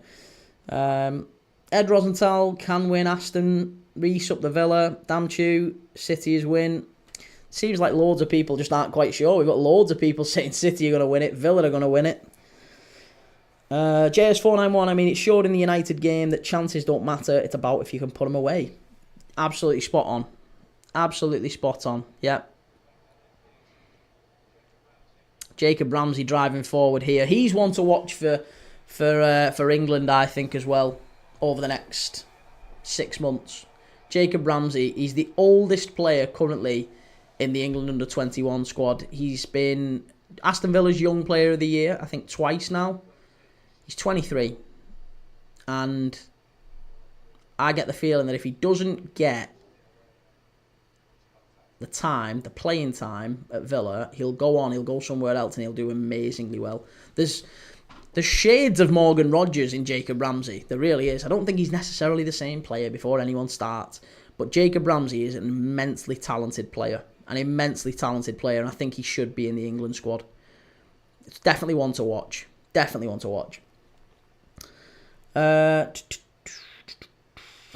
Stephen, you think Mallorca will score? Khalid, thank you for the follow. Reece, Jacob Ramsey is quality. Nick Nat, Copper Italia sounds like a good shout. Yeah, I think you're right, mate. I think I'm not going to do the Arsenal Palace game. I'm not going to do that. We're going to do Inter against AC. And put it this way, I don't think many other channels will be streaming Inter against AC. None of them will be doing watch-alongs on that. They'll all be doing Arsenal against Palace. So maybe I'll get a captive audience from that. The fact we're doing a slightly different game. We'll be doing a bigger game as far as I'm concerned. Nobody cares about Arsenal and Palace. Even Arsenal and Palace fans don't care about Arsenal and Palace. They've both got bigger fish to fry. They're both not interested in that one. It should be 0-0. JS491, thank you very much for what you've just sent through there. I won't say the word GIFTS, but thank you for sending that through. Every time I say GIFT, for some reason, TikTok say stop begging for GIFTs. I never have, but thank you. I really do appreciate it. Tom, would Rodgers be an upgrade on Szoboszlai? I don't think they're the same player, really. I think Rodgers... I'd like to see Rodgers at Liverpool. Of course I would. But I'm not sure. I think Szoboszlai plays in a slightly different role. And I think Szoboszlai's been very underrated this season, actually. He's not had the numbers. He definitely does. Slot's give him some criticism, quite rightly. Because if you're a number 10 for Liverpool in that position, you've got to get better numbers. But he doesn't play as a number 10, really. He's often dropping back and chasing back. He's got the most unbelievable engine. He is a Genie Wijnaldum regen, Szoboszlai. He's a Genie Wijnaldum regen, but plays a little bit further forward. I just wish he'd have more pot shots from distance. It's all a little bit of head tennis here in the City half. There's not really a lot going on. Kevin De Bruyne passes it all the way back to Ruben Dias.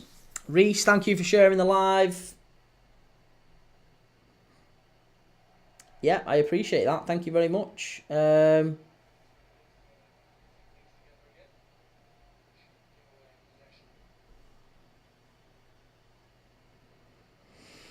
JS491, are you a Liverpool fan? I am, mate, yes. I am. Big Liverpool fan. Oh, that's really poor from Martinez. He tried to pass it out and it didn't reach Luca Dean. It was intercepted by Bernardo Silva. Tom, I think Rodgers has a better goal scoring ability. I think that's fair to say. Again, you've got to say though they play in a very different position. I don't think it's the same position or the same system. Rashford here, chance. Oh, it's a good save from Ortega. That was a hell of a ball. Was it Luca Dean who played that? Luca Dean played it in behind, almost around the City defence. Cracking pass. Rashford timed his run well. He was in behind there for a second. Just didn't quite control it well, and Ortega came out and smothered it. Good save from Ortega. Tom, do you think we'll get Hyson? Again, I'd like to see it, but I think we want that many players from Bournemouth. I think at some point they're just going to tell us to do one. Because there's rumours we're going to get Kirkes. There's rumours we're going to get Hyson. There's rumours we're going to go after Semenyo. At some point, there's just going to be a blanket. No, you're all right. Thanks. We'll keep him. JS, I'm a massive Liverpool fan as well. Love the retro top in the top right up the Reds. Thanks, mate. Yeah, loads of Liverpool tops around me here. Well, loads of footy tops. That's one of the things I'm going to be doing on the channel as well, by the way. I know people who've been on the channel for a while will know this, but I've said as soon as we hit 10,000 subs, which we're on 5,000 or so on YouTube. I only started the channel in January, so it's very, very new. 5,000 subs on YouTube, 2,000 or so on TikTok, and that's even newer. As soon as we hit 10 and we've got a reasonable audience coming in, we'll start doing regular giveaways of the shirts. Maybe at some point next season, start of next season, if people want to win themselves a retro PSG shirt in mint condition. I've got Ronaldinho on the back of that PSG shirt, 2001. I've got a Totti shirt with a Roma Totti shirt as well. I've got absolutely loads.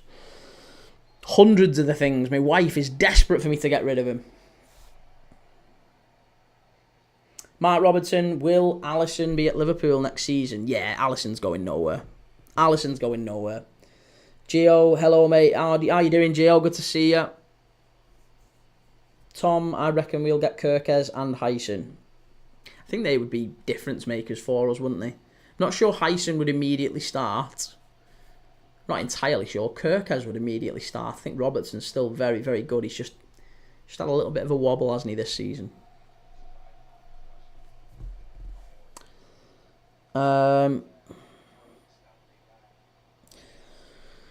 Stephen, I'm from America, though.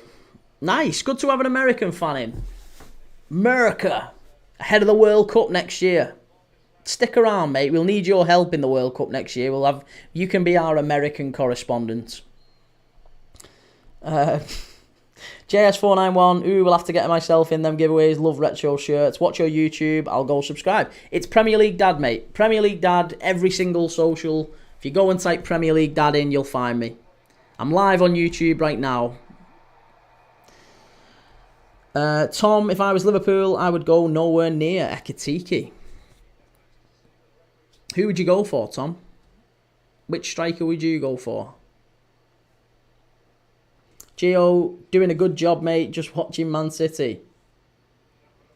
Nice. Oh, you're doing good, sorry. Mark Robertson, you coming to the victory parade? Possibly.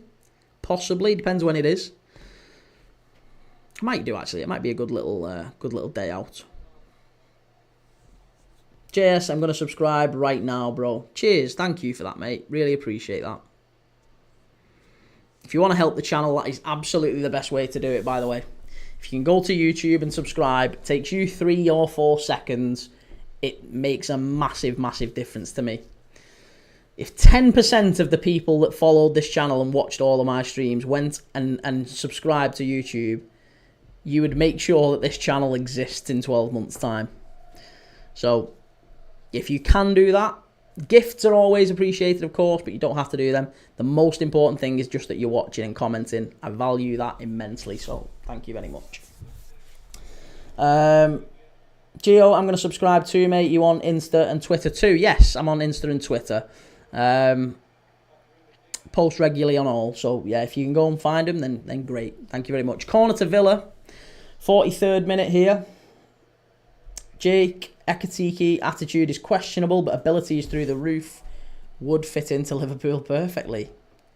Tom,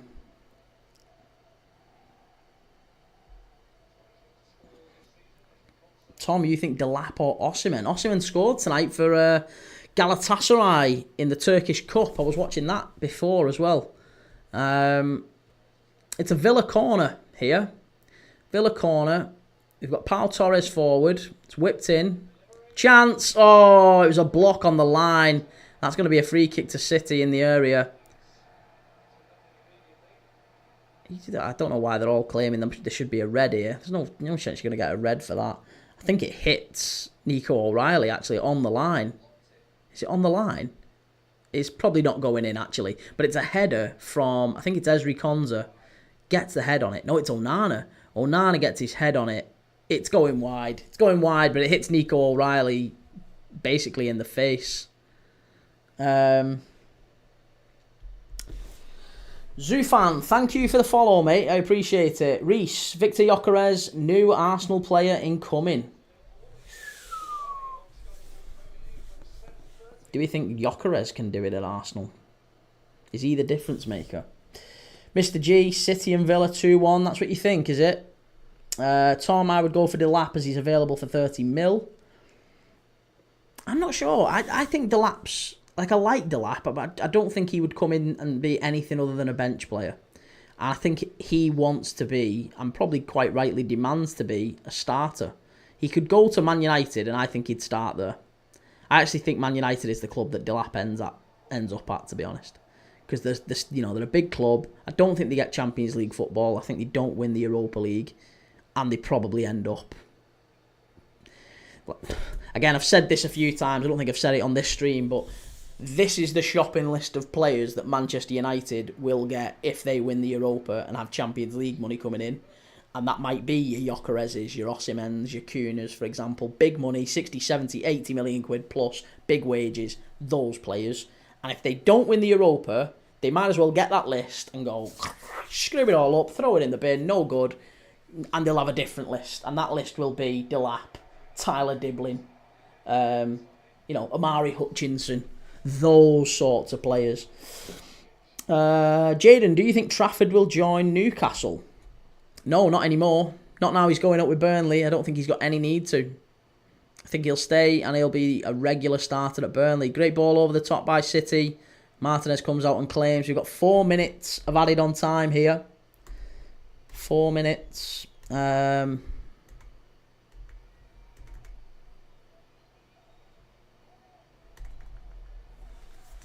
Stephen, I'm getting salty about this parlay. I ain't going. What is City doing? City are not doing much, mate, to be honest. City have done some long balls over the top. It's kind of been a bit gritty and a bit... There's not been a lot of football on the deck, basically, since the Villa equaliser. It's been a lot of long balls from both teams. Lots of long balls. Lots of winning the second ball. Not enough actual football on the deck. Jake, there's an agreement in place which has been since June, maybe. No, that was last year, wasn't it, with Trafford? That was last year. I don't think Burnley would be interested in selling. They might have an agreement with him in terms of personal terms. Don't think Burnley would be interested in selling him now. They might have been interested last year when they weren't in the Prem, but not now. Tom, what about that Porto striker? I would like him. He's a brute. Samu Omarodion. He very nearly signed for Chelsea, didn't he? I think he very nearly signed for Chelsea instead of Nicholas Jackson, didn't he? He's done all right at Porto, but I still don't rate him that highly, to be honest. He's a big lad, and I think he could be a good Premier League signing for someone, but probably not for a Liverpool. I think he's probably the level below that. I think Samu maybe goes to to a Bournemouth first or someone like that. Like we've seen Evan Nilsson do. You know, Evan Nilsson was at Porto, wasn't he? It's players like that who tend to go and sign for your Bournemouths, your Fulhams, your Brightons, maybe your Palaces. Although, to be honest, I don't think Palace need a centre-forward. Mateta's incredible, isn't he? Reece, I think Gyökeres would be great for Arsenal. I think he's a good player. Jonathan, mate, do you think Arsenal losing or drawing tomorrow? I think it's going to be a draw. Almost certainly going to be a draw. We are just approaching the 45 seconds here till half-time. There's not been much going on, I'll be honest with you. It's been a pretty poor second half of the half since Villa's penalty. JS, going to head over to your YouTube because TikTok keeps lagging out for me because I'm on holiday in Cyprus at the minute. Okay, mate, no problem. No problem. Lovely Cyprus as well. So yeah, I'll catch you on the YouTube channel. Mr. G, thank you for the follow. Jake, he'll play European football at Newcastle, was keen in the summer. I know it's whether or not you can agree a deal with Burnley. I don't necessarily think it's whether the player wants to come or not. I'm sure he wouldn't mind it, but you're just not going to get Burnley to sell.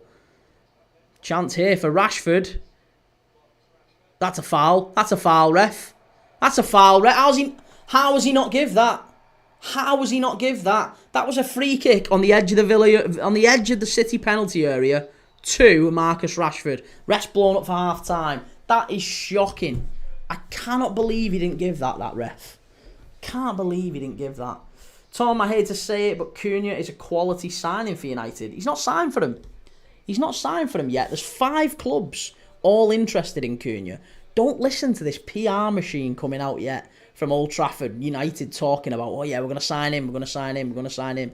It's pointless even talking about United signings yet. It's absolutely pointless. I'm honestly, this is the list of players they can sign if they win it. This is the list of players they can sign if they don't win it. If they don't win the Europa League, you can throw away every single signing. And same for Spurs, any signing that they're going to get. It just completely changes everything.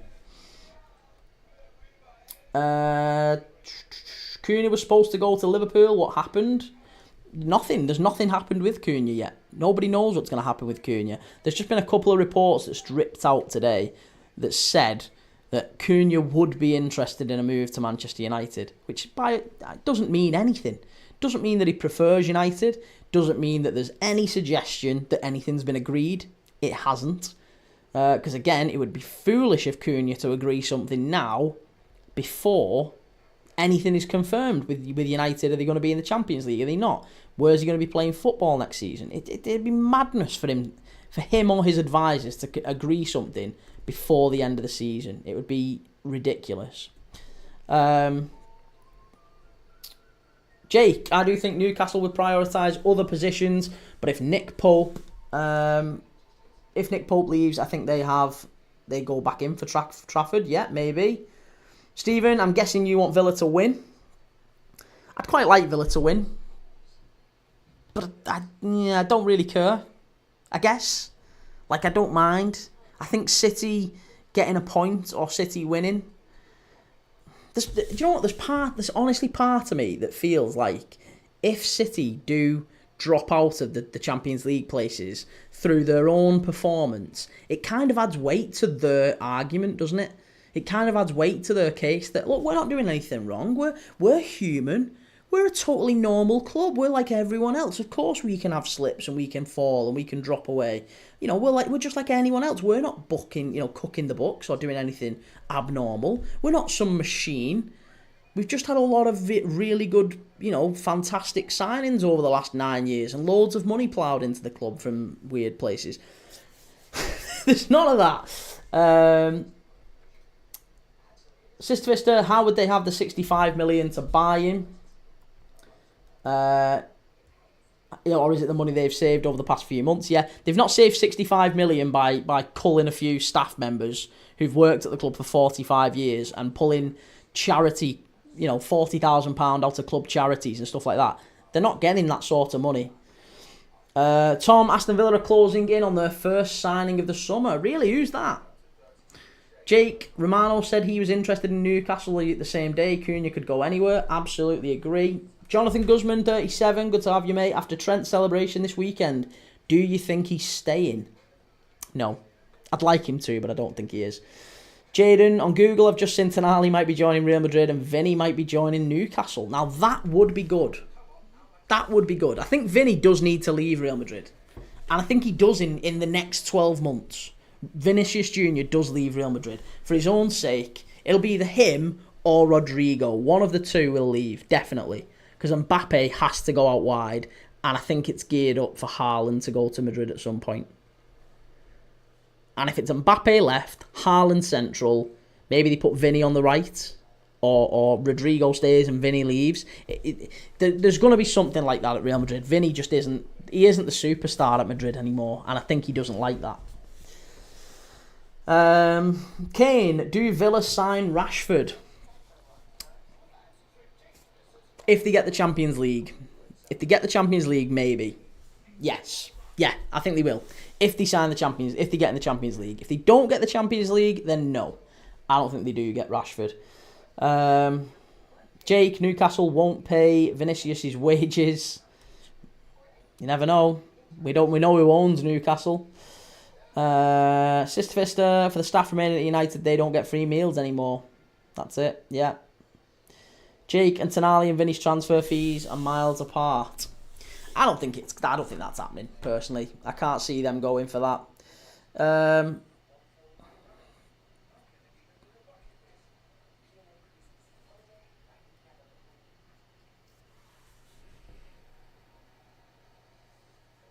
Knick-knack, how does he not give that feeling guilty about the pen, maybe? Yeah, that's it.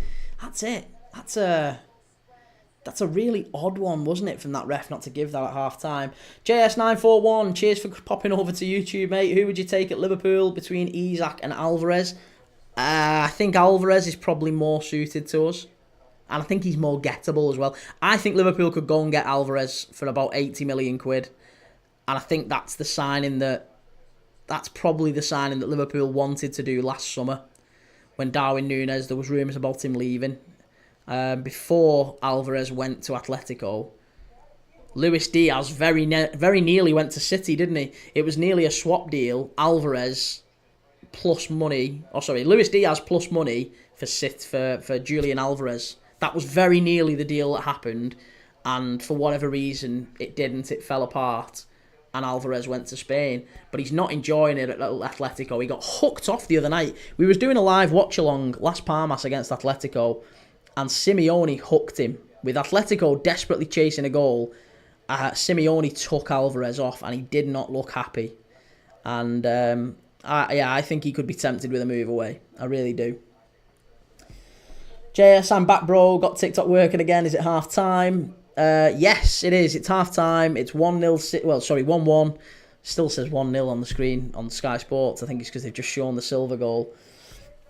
Jake, Newcastle need a centre-back, a right wing, a backup striker to Isak, and maybe a goalkeeper. I think you definitely need a goalkeeper. I think Nick Pope's going to leave. You need someone a little bit more sturdy at the back. I can't understand why you're not going in for Kelleher. I think Kelleher's a far better keeper than Trafford. I think he's far more gettable than Trafford. He's probably cost less than Trafford as well.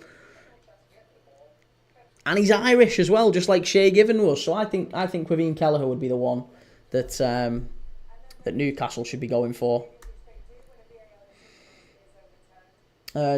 Sean, do you think Sunday will be the ultimate fun day at Anfield? I don't know. Spurs might they might pop our balloon a little bit. Nobody's expecting that, are they? I couldn't even keep a straight face on that one.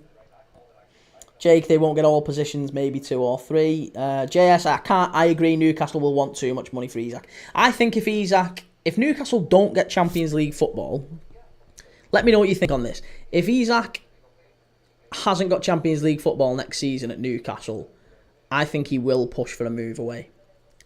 And that is what might bring Arsenal and Liverpool and, maybe Barca if Lewandowski's going. Maybe Bayern if Kane's going.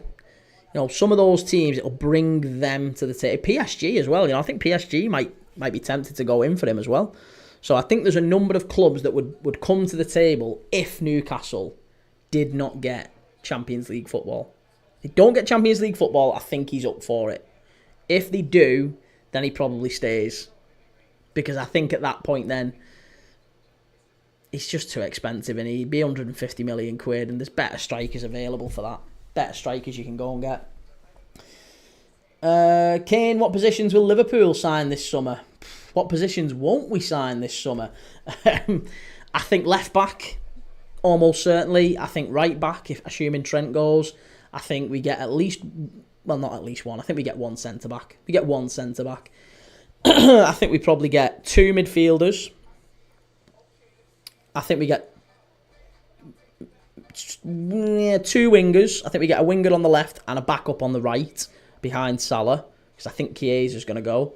And I'm almost certain we get at least 1 centre forward, if not 2. It wouldn't surprise me if we went and got like a Julian Alvarez, for example, but we also went and got someone like maybe a Liam Delap. You know, someone who's come from a relegation team, or maybe one that's doing well in another country. Someone like, actually, I keep saying his name and I keep banging this drum, but I'm certain he's gonna pop at some point, and big teams are gonna come in for him. Tierno Barry at Villarreal.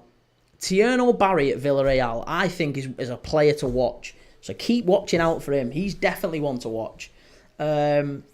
Jake, Isak has 3 years on deal. Newcastle have said the last 3 windows to not sell this. Maybe next year. Maybe, like I said, I think it's going to be difficult to get him out. It is going to be difficult to get him out. There's no doubt about that. Knick-knack, it's Brentford's fellas and Burmo and Wisser that clubs need to be looking at. Yeah, see, that's it. I agree with that, Knick-knack. I think Wisser would be an interesting one for Liverpool. And Burmo, if you've been on this channel before, I'm a massive Burmo fanboy. Love Brian Burmo. He's fabulous. Love him to come to Liverpool, but he ain't going to be back up to Salah, and why should he? Because I think he's one of the best right wingers in the Prem. Knick-knack, nothing is a done deal until it's a done deal. 90% of transfer speculation doesn't happen. Sorry to be a party pooper. No, you're right, mate. You're bang right. It's mostly chip paper, isn't it? Fish and chip paper the next day. Knick-knack, see what you mean about Bernardo's goal. Martinez saves it, then it bounces in off his knee. That's what I mean. I think it could have been an own goal, that one.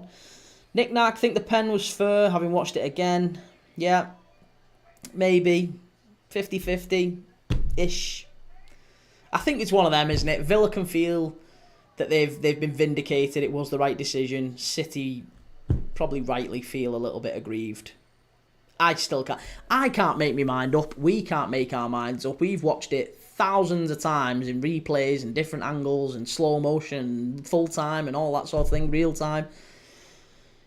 A referee has been paid not all that money, by the way, not all that much money. They don't get paid a fortune, Premier League referees. But he's just been charged with making that decision within 60 seconds with thousands of fans screaming at him, Pep Guardiola screaming at him, loads of pressure from both teams. So I always feel a little bit of sympathy for Craig Pawson. Knick-knack, Chiesa. What am I talking about? Chiesa never really arrived, to be fair. I feel sorry for Chiesa. He's never really had the chance at Liverpool. So I think somebody said on the chat yesterday, I can't remember who it was. If you're in the chat, let me know and pop up. But someone said in the chat yesterday, quite rightly, and I think they were bang on the money, that Chiesa was a PR signing from Liverpool because we hadn't signed anyone. And it was just like, oh, this guy's available. He's got a good reputation. He's available on quite a cheap deal, 25 million quid. If we sold Chiesa this summer, we'd probably get that back. Every Italian team would take Chiesa at 25 million quid. Every single one of them. He's played for us. When he has played, he's done all right. He's scored a couple of goals, a couple of big goals as well, good goals. Scored in a cup final. How many Liverpool players can say that? They've scored in a cup final. Admittedly, one we lost in, but it happens. But I do think he moves on, sadly. I think Chiesa probably does move on this summer. Auntie, thank you for sharing the live. Jaden, do you think Ruben Amorim will be sacked? I think he'll go at Christmas. Yeah, I think he goes at Christmas, mate. That's my take. I think Ruben Amorim, Manchester United don't get Europa League success this year. I think they have to deal with a slightly reduced budget and a different set of players that they're going to target. I think those players probably don't immediately start to work out. And by November, December, the murmurs of discontent will start because United will still be around mid-table, around the bottom half. Progress isn't going to be fast, and I think the fans might start to get on his back. So it wouldn't surprise me if Christmas time maybe he moves on. That's how I see it. Obriel, Kwanda and Como. Alvarez should be a nice suit for Liverpool. I think he's got it. Yeah, he would fit Liverpool, wouldn't he? Certainly seems a lot more suited to slot system. When you look at what the style he played at Feyenoord. A lot more suited to that. Reece, that City goal was poorly conceded by Martinez. Well, I still think it's an own goal, mate. I thought that was an own goal. JS491, you're an absolute sweetheart for sending that. Thank you, mate. I appreciate it. Reece, I know I'm supporting Villa, but that's a dive from Jacob Ramsey. No! Jake, no one can afford Isak this season. Don't think he'll leave the Prem for League One. If someone offers 180 million and Newcastle don't get Champions League, then there's a chance. 180 million? 180 million? Bloody hell. Obriel, Kwanda and Como, Kirkez and Frimpong for Liverpool. Frimpong's the one doing the rounds, isn't it, at right back? I don't think it will be Frimpong, you know. I don't think it will. I've got a sneaky suspicion. Liverpool are going to go in for Daniel Munoz at Palace. He's such a good player, Daniel Munoz. And I think if you sign Daniel Munoz, assuming we could get him for the right price, I think he suits Liverpool. And he's of an age profile at 20, I think he's 28, 29, maybe 20, I think he's 28. He's coming into his peak, into his prime, but he's old enough that he's not going to stunt Conor Bradley. Like, what you don't want to do is sign a 23, 24-year-old right back, because then Conor Bradley looks at it and goes, like, I think Conor Bradley has so much potential. I think he's a brilliant right back, and I'd love to see him be Liverpool's starting right back in years to come. So that's why I think if Trent does leave, we're probably more likely as a club to go and get a slightly more seasoned right back. You know, someone with a bit of experience, someone with a bit of... I would have liked to see Kimmich. You know, Kimmich come to Liverpool. I think he'd have been a good signing. He'd have fit that profile, and he's a leader. He's exactly what you want to see in a dressing room. JS491, I love Robbo, but we need a new left-back. He's making me nervous whenever he plays. We're back off here at the second half, so I'll pick up the chat again in a second. Christ, if it starts the second half the way it started the first, we'll be on for might be on for a shot on target in a few seconds. Sister Vista, what did Pep get a yellow for? He got a yellow for shouting at the ref and the linesman, I think, the fourth official, after the penalty was given. He was raging. He went over and he was throwing his arm up and saying blah, blah, blah, whatever. Not particularly happy. Kane should have to put £1 in a jar every time you mention Barry's name. I know. Barry, Beerith. Thing is, mate, you're in these lives enough. You've heard that thousands of times or whatever. Half of these, I'm still trying to impress. I'm trying to impress with my footy knowledge.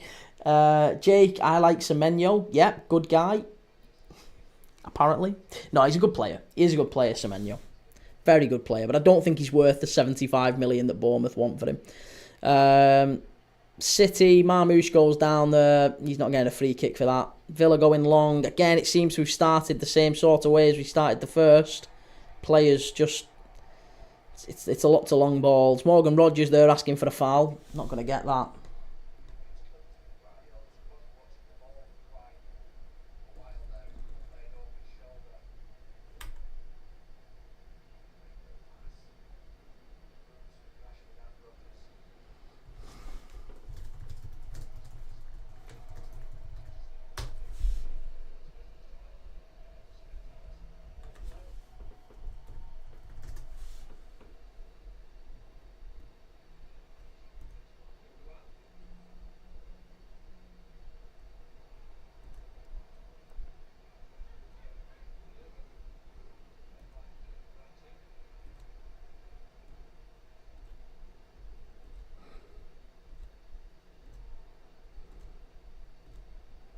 And Kane, I personally didn't think it was a pen. Looked like Diaz touched the ball. I'd take Chiesa at the turn. Tonali would have a mate. Yeah, you could do with a right winger as well, you lads, couldn't you? Definitely need a right winger at Newcastle.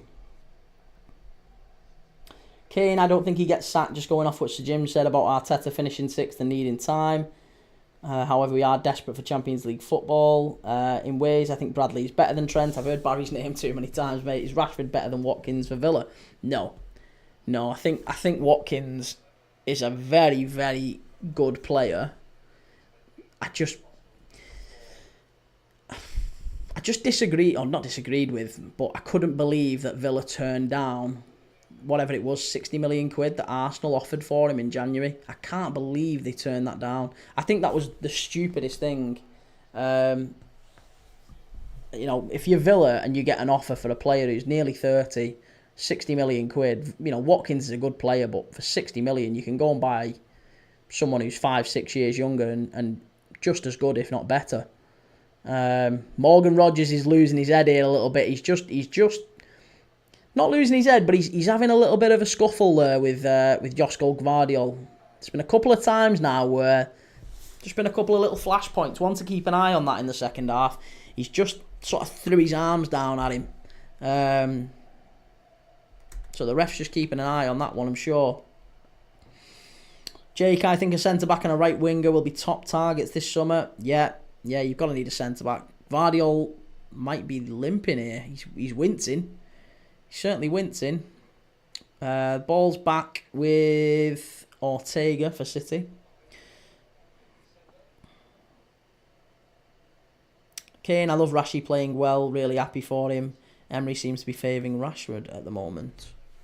Well, he dropped him, didn't he? He dropped him for the Newcastle game. Rashford, he dropped him, and Watkins came in and played the game of his life. And then, Watkins plays the game of his life, and he drops Watkins for Rashford for this game. So, I don't know. Maybe it's just good management from Unai Emery. I personally don't think that Rashford as a centre-forward necessarily works. I think he is, as Jose Mourinho said, he's very much a left winger. That wasn't a foul. He's got a yellow card there. Is it Morgan Rogers who's been booked? There you go. I said it. We said it less than 30 seconds ago. Morgan Rogers looks annoyed. He looks frustrated. He looks like he's getting wound up. And Nico O'Reilly's just sprinted past him. He's ran back. I thought Rogers got the ball there. But he's dragged him down. The rest booked him. There you go. Knick-knack. It was a cheap gamble with Chiesa. Yeah, this is what are United's expectations next season? Top 10. I think United's expectations next season with their fans, it'll depend on the summer, won't it? It'll depend on the summer. It'll depend on what they win this season, if anything. Great ball into the box. Chance. Good bit of defending there by Onana. That was sensational defending. There was a tap-in at the back post there for, I think it was Diaz. Great ball in. Is it James McAtee who puts that ball in? Who crosses that? It's not De Bruyne. It's McAtee. That was a left-footed De Bruyne free kick, that. Cracking ball in from James McAtee. Right into that corridor of uncertainty again. And it was so close. Martinez couldn't come for it. The Villa defenders are running back towards their own goal. I think Diaz was very close to getting a touch on that. But Onana puts it behind. It's a City corner. Whipped in. Header towards goal. It's gone behind again for another corner.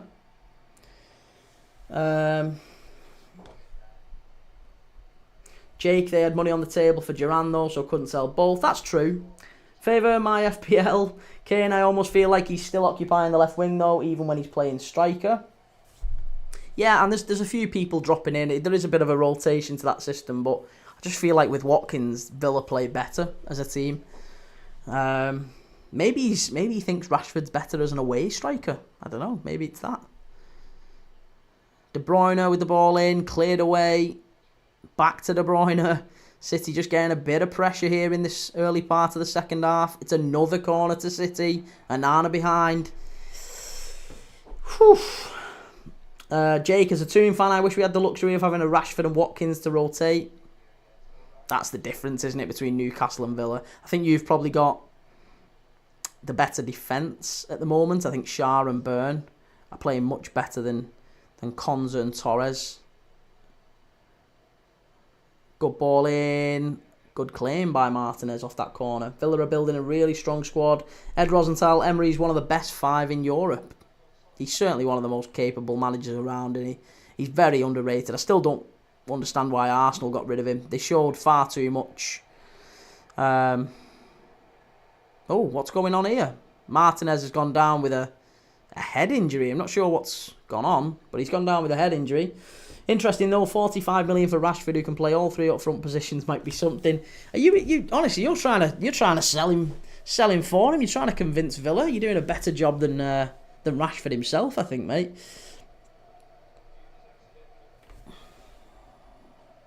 Nick Nack looks like City have had a rollicking at half time. They've come out and certainly started the better, haven't they, mate? Nick Nack, they turned it down because they had Duran to sell instead. Not easy to replace Watkins. You'd need to spend 100 million plus to guarantee the same return. He's only a 1 in 2 striker. I think you can get as good as that in the Prem. I think Mateta. I mean, I know it's not the same sort of striker, but I love Jean-Philippe Mateta. I think he can play at a higher level. I think we've seen Jorgen Strand Larsen at Wolves. Strand Larsen's on a bit of a purple patch for Wolves. I think you put him in the right side, get players around him. He's not a bad little centre forward. Watkins had a great game against Newcastle at the weekend, though. So I'm not saying he's not a good player, and I do think you'd need to spend money to replace him. But I just think 60 million quid for a 30-year-old centre forward it's a lot. Should be the director of football. Ed Rosenthal, Emery for me is one of the best. Go with Villarreal to Europa final, modest team. Emery, giant killer. Yeah, when he was at Sevilla with Monchi. Yeah, fantastic team, weren't they? He's done it at so many places, hasn't he? Nick Nack, harsh yellow, that didn't do much wrong. Watkins gets assists as well. Find another player with better stats over the past 4 seasons. So Watkins, when I was looking at his stats, because I did this around the time the Arsenal offer came in, and I remember looking and thinking, oh, he's 30 this year. I don't know if that's a particularly astute decision from Arsenal or for Villa to turn it down. He's got 16 goals in 48 games this season for Villa. It's not great. It's good. It's all right. It's good, but it's not. Nico O'Reilly there with the shot, just wide. Well, miles wide. Sorry, miles wide. Jake, there isn't any £100 million strikers at the minute. There's Isak, who's overpriced. Rest are a risk for the top 6 club. Yeah, I think that's a fair assessment, Jake. I think that's a fair assessment that you've got one striker that's gettable, let's say. Haaland's just come up on screen. He's obviously sensational, but one centre forward in Isak. Oh, that's poor from Villa. They've given a corner away for nothing there. Luca Dean has really put his side in it.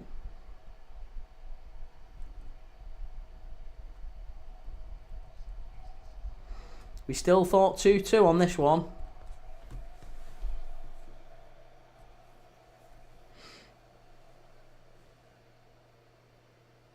Yeah, Gyökeres and Osimhen don't ever play in top 5 leagues in Europe.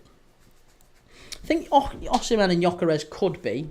Chance for City. Diaz just wide and it's a corner again. Deflection off the Villa defender. Yeah, 48 games, 16 goals. That's what he got that's what he's on this season. He had a very good season last year. 53 games, 27 goals. So that's as good as 1 in 2. Season before that, 16 goals in 40 games. Season before that, 11 goals in 36. I don't think he's that good. I've got to say. 16 in 48, 16 in 40, 11 in 36. And 16 in 40 before that. So actually, 4 out of his last 5 seasons have been just all right. Good. Let's say good. Better than okay. But not terrific. Not the guy who's going to bridge the gap between you and City, you and Liverpool. He's not that.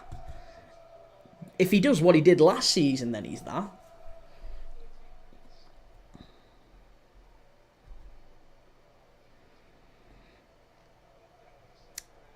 Right, it's a corner to City again. Plenty of corners here. Good take by Martinez that time.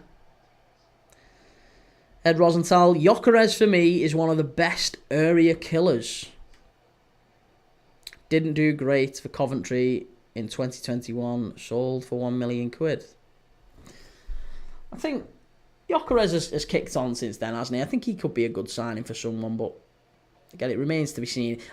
I think I agree with what you've said there, Jake, in that there's probably only Isak who you can say he comes with no risks, or very, very few risks, doesn't he? He's almost guaranteed goals. He's the right age profile. His fitness record maybe was a bit of a question mark, but actually it's got a lot better. So I think his consistency, his fitness, his age profile, all of that is bang on the money for Isak. But that's why they're asking probably £100 million plus, and that's why I don't think any club goes for him. A lot of clubs are quite okay with risk, as long as it's mitigated in the transfer fee. That's a foul and a Villa foul. Oh, he's finally give one to Villa. It was Morgan Rogers and Gvardiol again. It's those two. Those two, they've had a little bit of a tete-a-tete all game. And Rogers there just did a little bit of a flick-flack. I'm not sure that was a foul. But he drops his shoulder, he gets past Gvardiol, and Gvardiol pulls him down. It's a free kick about 35, 40 yards out. It's not within shooting distance. Probably in a decent area to put one in the box, though. Lee, good to see you, mate. Really good to see you. Hope you're keeping well. I am, mate. Really, really good. My little girl's poorly. That's the only thing tonight. Little girl's not feeling so well. It feels like everyone's got a bug lately.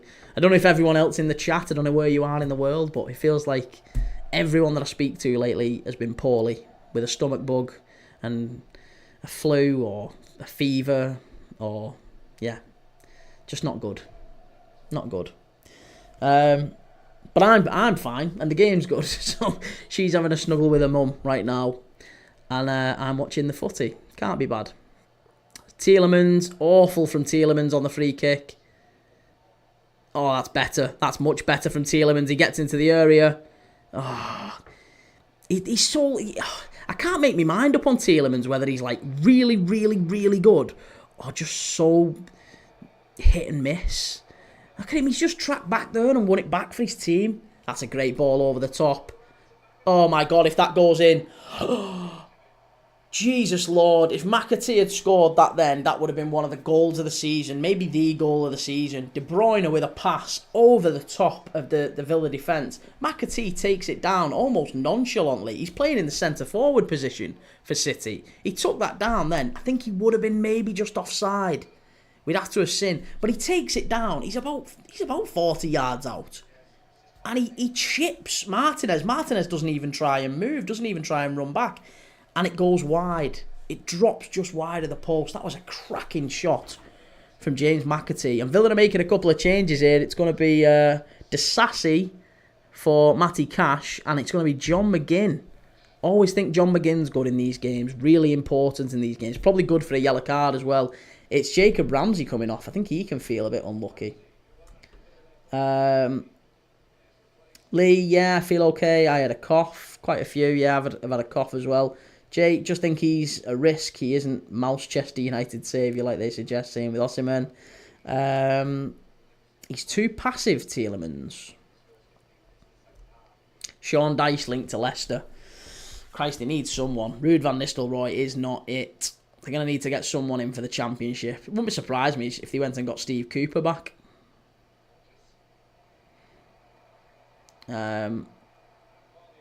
Gvardiol driving forward here. De Bruyne. Unpopular opinion. Rodgers best CAM in the league. No. He's played well this season, but he's not even close to that, I don't think. Ed Rosenthal, what player changes for Villa? It was Disasi for Matty Cash. So they've got a bit more strength and a bit more power at right back. And who else? Jacob Ramsey went off. Sorry, for John McGinn.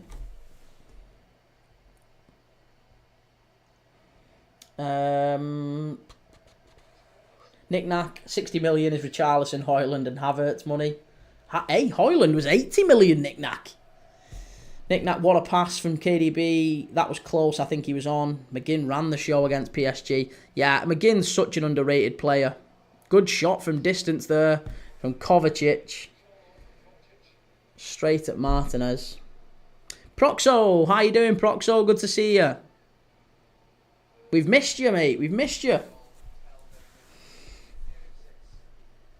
I think as a three, Bruno, Tonali and Joe Linton is the best midfield in the league. It's certainly up there. Very good midfield. Rashford, chance for Villa.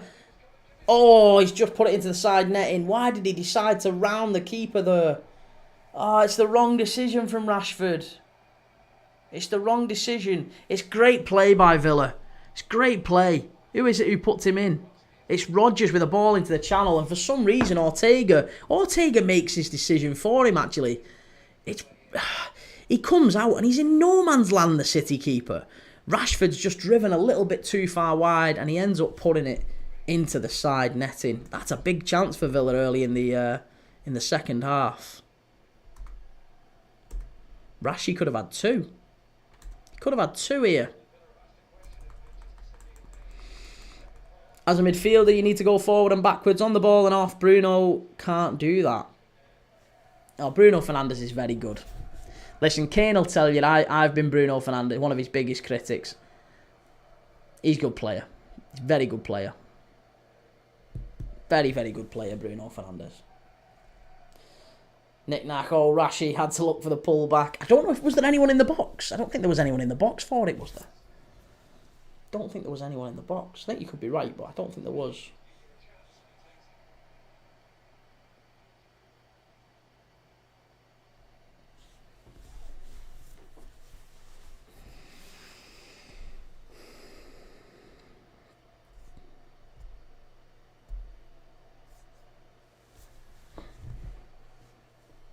City just quickening up the tempo here now.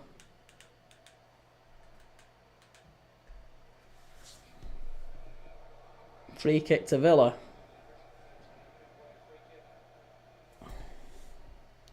Scary to think where United would be without Bruno. God, yeah, now that doesn't bear thinking about, does it? That really doesn't bear thinking about. I think they might well be in a relegation battle. Which is mad, considering that even with Bruno, they might yet finish this season in the bottom five. I don't think that's beyond the realms of possibility either. Football is life. Up the Villa.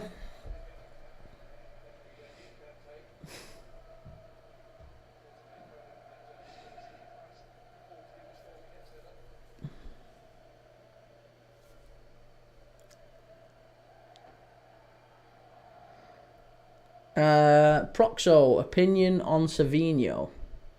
I think Savinho's a talented young player, but his end product, he falls into that bracket of wide players. There's a lot of wide players about nowadays who they've got a lot of flair, they've got a lot of pace, they've got a lot of ability, they can beat a man. Their end product is dreadful though. They get into the box and they can't finish or they can't produce. What a fabulous ball in that was. Nico O'Reilly has just put that on an absolute plate for McAtee. Two City Academy graduates there. O'Reilly to McAtee. The delivery was insane from O'Reilly. We talked about the corridor of uncertainty. That was it right there. It was low, it was flat, it was a daisy cutter. And McAtee, he doesn't even get a connection on it. He swipes at it with his left, it hits his standing foot and it just dribbles into Martinez's hand. That was poor from McAtee. He'll rue that. Oh, O'Reilly. O'Reilly's he's done unbelievably well there. Where are they pulling these kids from? O'Reilly looks insane. Same with Lewis Skelly at Arsenal. Just pulling these kids out your academy. You love to see it. I mean, I hate that we've not got one really to pull in like that, but that was it. He's done it again. O'Reilly's just put a great ball in. Onana stretching to put it behind for the corner to City. That must be about 50 corners they've had there. Football is life. Opinion on Morgan Rodgers. Very, very talented player. Very likeable player. I think he'll have a big future in the game. But another one that probably needs to work on his end product. Can pick the ball up from deep. He's strong, he's fast, he's dynamic, he's tenacious. He works really hard. He's got a bit of that feistiness about him. He's got a bit of that fiery nature to him, which you want. You don't want to extinguish that. Good ball in, just headed over from Gvardiol. Still 1-1. Yeah, so I like Morgan Rogers. Really like him. Think he's a good player. I think he's better off staying at Villa, though. I don't think he's in that bracket of... He's almost... He'd be too expensive for any team to try and sign. And there's rumours that City are going to offer Jack Grealish plus a large amount of money for Morgan Rogers this summer, isn't there? So I think he'd be too expensive to sign. You couldn't justify a fee like £100 million, which is the fee being mooted. You couldn't justify that for Morgan Rogers. You couldn't justify that yet. Maybe in future. Here's Rashford. That's not good enough from Rashford. Nico O'Reilly. It was nonchalantly blocked by O'Reilly. O'Reilly wasn't even troubled by him then. Rashford stood him up. He did a few little step overs. He dropped his shoulder and tried to knock it through O'Reilly's legs. He just closed his legs and walked away with the ball. He's been the standout player tonight for me. Standout player. Fabulous from Nico O'Reilly. Knick-knack, this Riley lad looks quite decent, doesn't he? Is he Irish? 6'4" tall as well. I don't think he is Irish, no. I mean, you would imagine with a name like O'Reilly, there's certainly some Irish heritage in him. But I don't believe he is, no. I think he's English. I think he came through the City Academy and was born in Manchester as well. 6'4", yeah, you're right. Born in Manchester in March 2005. Goodness me, that makes me feel old. He was born about 2 months before Liverpool won in Istanbul. He was a babe in arms. He was getting his nappy changed while I was celebrating Liverpool win the European Cup.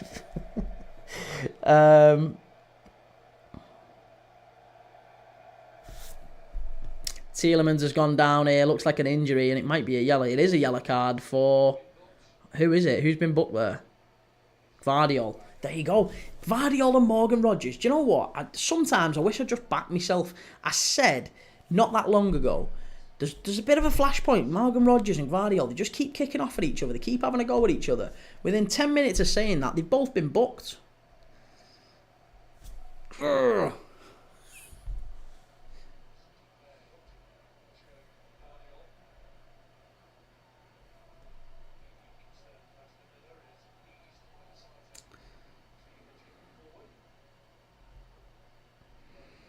He's hardly featured for the England youth teams. I know he's... how old is he, actually? How old is he? 20. Yeah, 20. You would have thought he would have been in the England under-21s and stuff, wouldn't you? He's not even played for the under-21s yet. He's made 3 appearances for the under-20s. Apparently he's partly of Jamaican descent, so could well play for the Reggae Boys if he decided to, but I can't see it, not with the way he's playing. Which is kind of sad, isn't it? I always feel a little bit disappointed when we have that sort of an approach to international football. Like, I just wish we had a... I know citizenship is complex and all that. I get all that. I understand all that. But it kind of feels like there's so many players who just are born in one country but don't ever play for that country. And it's frustrating, isn't it? Like, Declan Rice and Jack Grealish played for the Irish youth teams all the way through. They're Irish as far as I'm concerned. They are Irish. Whether they consider themselves to be Irish or not, doesn't matter. If they played for the Irish teams, even if they only played in a friendly, that should be the rules as far as I'm concerned. If you think you're Irish at 13, you're Irish at 35. We had George Weah playing for Liberia at one point. George Weah, Ballon d'Or winner, playing for Liberia. A small African nation. I think in modern football now, George Weah would probably end up playing for France or, somewhere like that. He'd go and play for Diego Costa. Diego Costa, born and raised in Brazil, played for Spain. It's that sort of a thing. It doesn't seem right to me. I just wish that international football was kind of excluded from all these complex citizenship politics. because then you'd get far more out of international football, I think. World Cups would be a lot easier. Or a lot more diverse, let's say. World Cups would be a lot more diverse.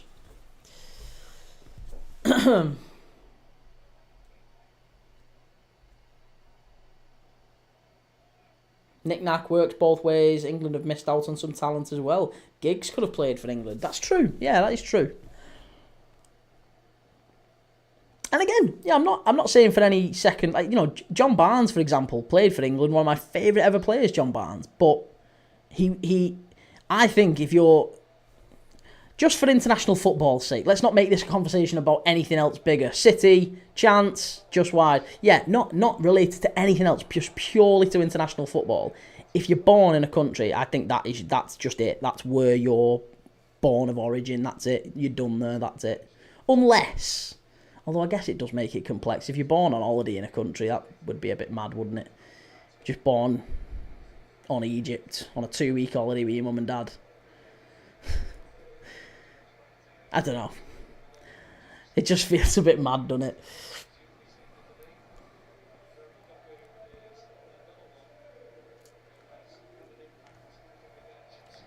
Right, here's Doku coming on for McAtee. Yeah, Musiala. Yeah, of course. Musiala. Again, it's a weird one, isn't it? It's mad because it's based on largely what players think they're going to get the best opportunities. That's what it feels like, and I don't necessarily think that's what citizenship should be. You know what I mean? Like Scott McTominay, for example. Didn't Scott McTominay at one point make it very clear that he wanted to play for England and he would like to play for England? But Scotland were like, you know, we like you. You've got, your grand's Scottish, so come play for Scotland. We'll give you the game now. And he was like, I want to wait for England. I want to wait for England. And he now ends up playing for Scotland because he wasn't good enough at the time to get into the England squad. He plays for Scotland now. And, the same could probably be said of Declan Rice and Jack Grealish. They played for England because they thought, well, we get more chance of a World Cup with England. We're good players. We'll probably get more chance of that. So we're better off playing for England than we are for Ireland. Mad, innit?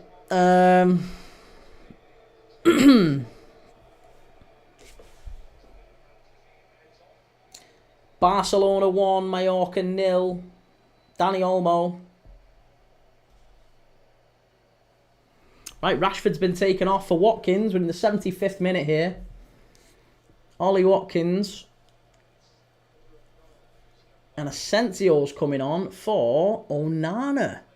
That seems like an aggressive attacking change there from Unai Emery.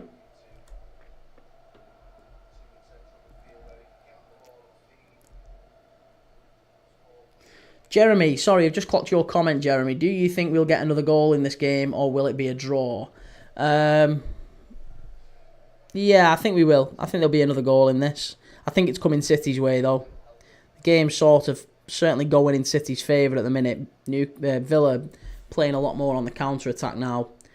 And ironically, the player who was getting the most joy on the counter-attack, Rashford, has now gone off. So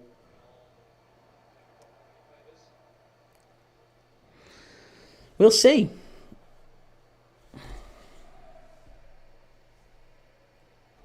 Knick-knack, still anyone's game this. Villa showing their depth with these subs. Yeah, it's good to see Asensio and Watkins coming on. McGinn as well. Even Disasi. I think Disasi's played much better for Villa than he was capable of at Chelsea, hasn't he? Just didn't look the same sort of player at Chelsea.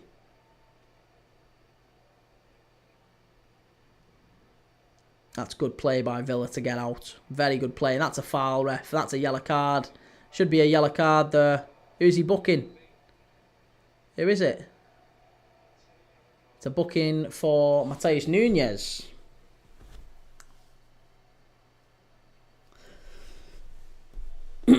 Jake, I support Newcastle and everyone who's playing Man U at the weekend. Right, here we go. Nunes has been booked. Villa now knocking it long. That's good play there by Asensio. Even better by... no, it is Asensio. Watkins in the channel.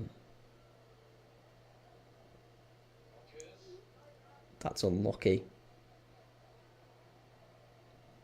O'Reilly completes the clearance. And it's all the way back to Pau Torres. It has just shifted again now.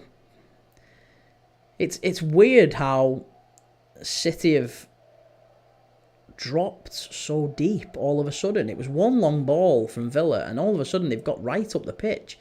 City were defending there. For a second, they've pushed up now. For a second, City had dropped to the edge of their own area. There wasn't a lot of space in behind. And that's the thing. You can see that. As soon as the ball breaks through that second line, right into sort of Tielemans and Asensio, as soon as it gets through there, you can see the City defenders turn and run back. They're very, very wary of that ball through, aren't they? They don't want to leave much space between Ortega and the defence. So they're trying to play offside, but they're also wary of the space in behind. It's that ball over the top that's causing real problems. Here's Bernardo Silva. Great ball forward. Good piece of defending by Pau Torres. Here's Tielemans. Villa coming forward. This might be where they can hit him. This might be where they can hit him here.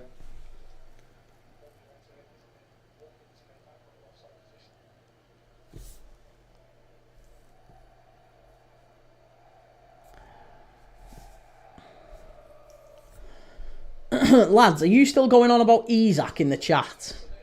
Chill out. Good ball to the edge of the area. Oh, unlucky. Digne.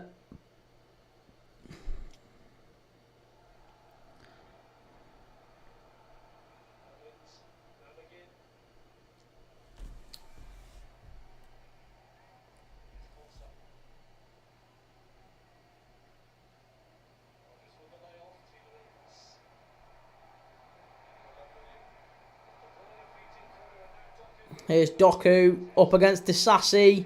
He squared him up. Oh, and there you go. That's it. That is Doku all over the place. Great pace. Can get in and hurt players. Oh, Marmoush must be. It's 2. It's flags up for offside, but that was tight. That was very tight. There might be a check on this one. It was a good little ball in that. I think it was by Bernardo Silva. He plays it into Marmoush. It looks like Marmoush beats the line. Let's see. Does he? No, he's miles off. He's miles off. Right, lads. The chat is... That's it. We're not having that anymore. No more chat about Isaac. No more chat about Isaac. You're getting muted if there's even a mention of it in the next few seconds. It's done. No more Isaac.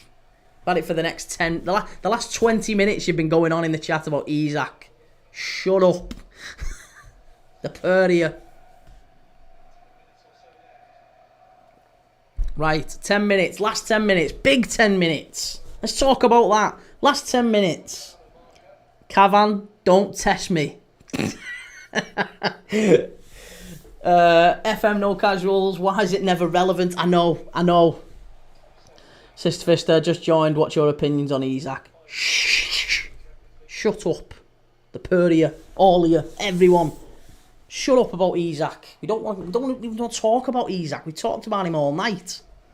And them two donuts in the chat.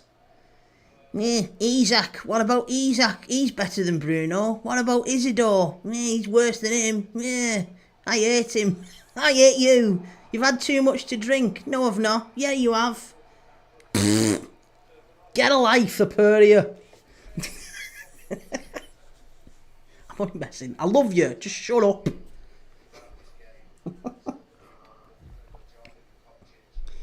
Goal edits. Thanks for the... Oh, Goat edits. Thank you for the follow. Kane, Sunderland v Newcastle in the chat. I know that's it. Mackems and Geordies going at it. The barcodes. Sis Fist, can you do an American accent again? Was that an American accent? I wouldn't have said it was. Stop derailing the chat. We're talking about one of the biggest games of the season here. Long ball Great defending there by Disasi. It's come in to Watkins. He's in. He's on. He's on. Oh, just off the line. Thankfully, it's offside. Offside. Flags up. KDB never looks flustered, does he? That's it. And that is why I want him. I want him to come to Liverpool. Aaron Maxlock. Man City going to score, you reckon? I would have said so, yeah. About 5-10 minutes ago, I would have said City probably would score, but I don't know. It feels like those Villa changes have changed the dynamic of the game again. And it might just be Villa on the counter. Yeah, they might just do it. JNN, I just need them to tie. Certainly the smart money was on the tie, wasn't it? The smart money was all on the tie tonight.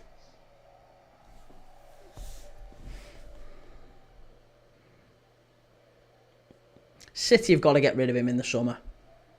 Gvardiol. Not Gvardiol, sorry. Gvardiol had the ball. That's why I said Gvardiol. I didn't mean Gvardiol. I meant Doku. They've got to get rid of Doku in the summer. He is not a top 6 player. He's basically a Dharma Traore. He's a cheat code in terms of speed and can beat a man, and it's all well and good, but he can't. He's got nothing after that. Oh, that was a naughty tackle there from Bernardo Silva again. You guessed it. Long ball. It's gone out for a throw-in. Cavan, I need Rodgers' assist. Well, there's a couple of changes here. It looks like Daniel Marlin's coming on and Ian Matson coming on. So, Daniel Marlin, you would think that Morgan Rodgers is probably one of the ones to watch, actually. He might be one of the ones coming off, I'm afraid. Cavan. I guess we'll see in a minute. City, I need City to get a point.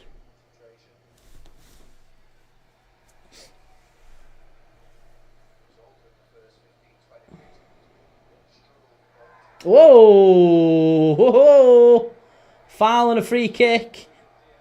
Diaz. Might be a yellow card for Ollie Watkins. It's a yellow card for Ollie Watkins. There's a bit of a lash out there from Ollie Watkins on Ruben Diaz. And there might be a check for a potential red card here. Watkins. Oh, that's ridiculous. I mean, I think Diaz is claiming it's like an eye gouge, but it wasn't an eye gouge. He just tried to move him out the way. Diaz was trying to block him off, and Watkins was trying to run through. He's been booked, but I think that's it. Jake, I'm praying for a draw. Well, here we go. It's Morgan Rodgers coming off. Sorry, Cavan. Morgan Rodgers coming off for Marlin. I thought it would be. This is all getting a bit silly now. Never a red. This is it. You never can tell with these refs. I'll just use this opportunity to tell you very, very quickly, we're live again tomorrow night. We're live for Inter Milan against AC Milan, Coppa Italia, semi-final, second leg. It's 1-1 from the first leg, so very delicately poised at the San Siro. That's going to be as big a game as this one. It's going to be huge, given AC Milan's season. Inter Milan on for a historic treble again.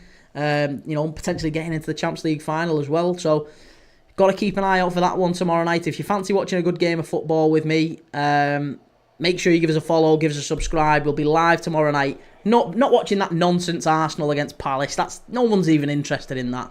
Here's Daniel Marlin down the right-hand side. It's gone behind for a corner to Villa. Corner to Villa. Archie, up the villains. Jake Curtin, the Derby della Madonnina. Yes! It's going to be a cracking night, that, tomorrow. Inter Milan against AC.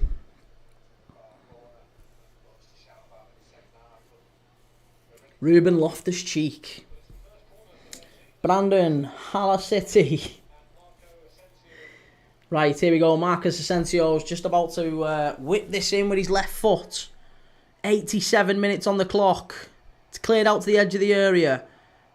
Daniel Marlin with a shot. Good save. It was low and hard. Pretty easy for the keeper, actually. Jake, always a feisty one. Yeah, now that'll be a good one for cards. That will be a good one for cards tomorrow.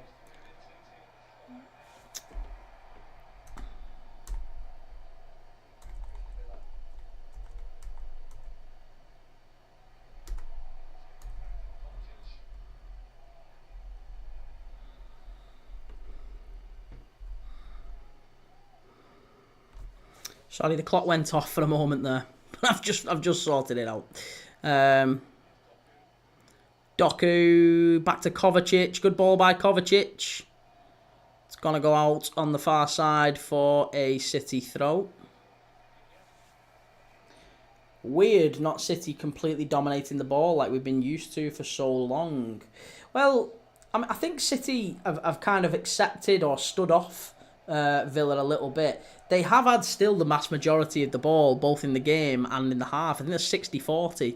60-40 possession so far, and it's about the same in the second half.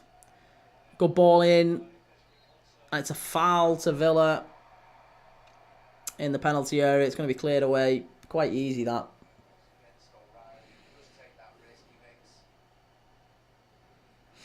Jake, cheers for the heads up. Yeah, no, it's all sorted now, buddy. Listen, don't try and get round the rule. You know the rule. Don't discuss said player. Let's not start with talking about why we can't talk about said player. Chill. There's 5 minutes to go.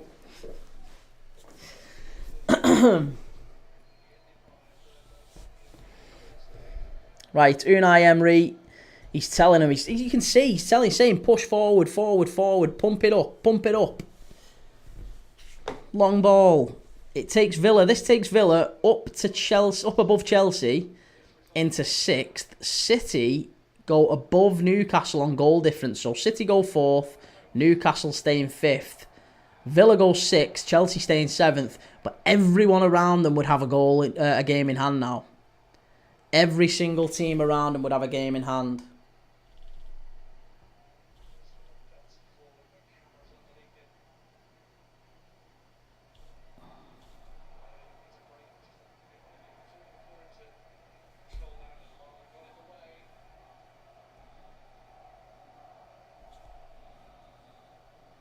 And Chelsea play Everton this weekend, so I think Chelsea will probably get the 3 points that they need.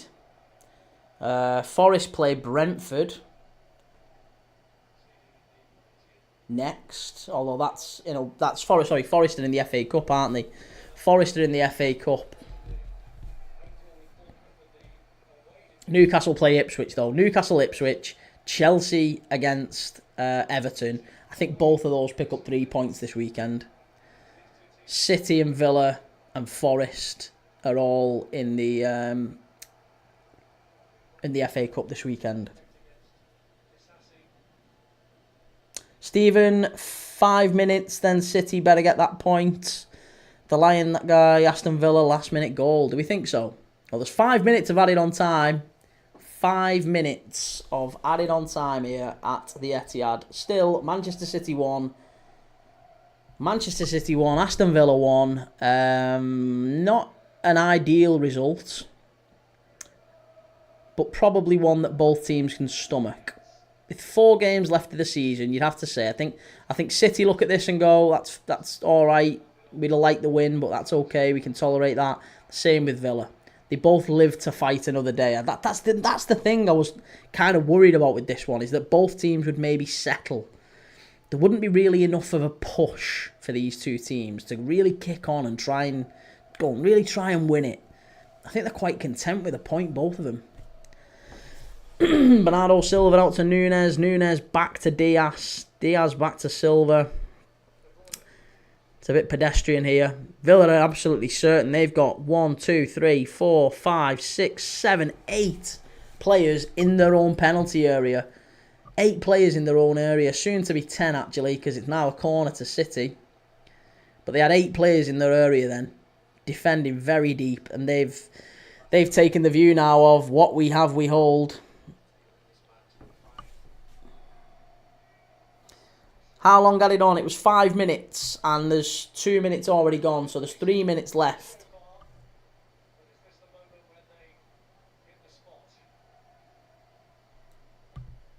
Ball in from City, header, claimed by Martinez. Jake, massive result for the Toon if it stays like this. Maybe he does stay. Maybe he does. It was Diaz with the header. Easy catch from Martinez. Yep, section 71. It's 2.5 minutes to go. 2.5 minutes to go. Does it look like anyone's going to score? Not unless there's a really big error. Unless there's a massive error or a smash from distance sort of thing. I can't see there being a goal in this. The only chance is going to be if there's a penalty or, yeah, a bit of a lucky one. Because Villa have got everyone back in their own half now. They are taking the point at this point. They're quite happy with just holding what they have. City, it doesn't look like they're willing to commit loads of bodies forward. That's really good play by Doku. They've got past Disasi. He's into the area. Great ball. Must be. It's 2. It's there. What was I talking about? It's Matheus Nunes. He's won it. He's won it in the last second. The last seconds of the game. With 1.5 minutes left. Matheus Nunes. And I was talking about Doku. Being absolutely useless. His final ball is dreadful. And what do I know? Because Doku has just won that game for Manchester City. Doku dropped the shoulder. He got past Disasi, who's no slouch, by the way. He sprints to the touchline and he puts a low cross right across the face of goal, right across the 6-yard box. I'm not sure what Martinez is doing. It feels like that should be an area Martinez should be coming out and claiming. But it goes right across goal, right to the far post. And Nunes is there at the back stick to smash it in the bottom corner. Unai Emery can't believe it. He's got his head in his hands. He's like that. He doesn't know what to do. Oh, it's a great goal by City. Do you know what? It's not just Martinez. Who is it at the front post there? Is it Pau Torres? I tell you what, Pau Torres, Konza and Digne. And Martinez. Torres, Konza, Digne and Martinez. The ball goes past all 4 of that Villa back line. And I'd say it's within touching distance of all 4 of them. It's in within touching distance of all 4 of them. That is absolutely outrageous. But there you go. Villa beaten in the last knock-ins at the Etihad. Whew. What a finish to this game.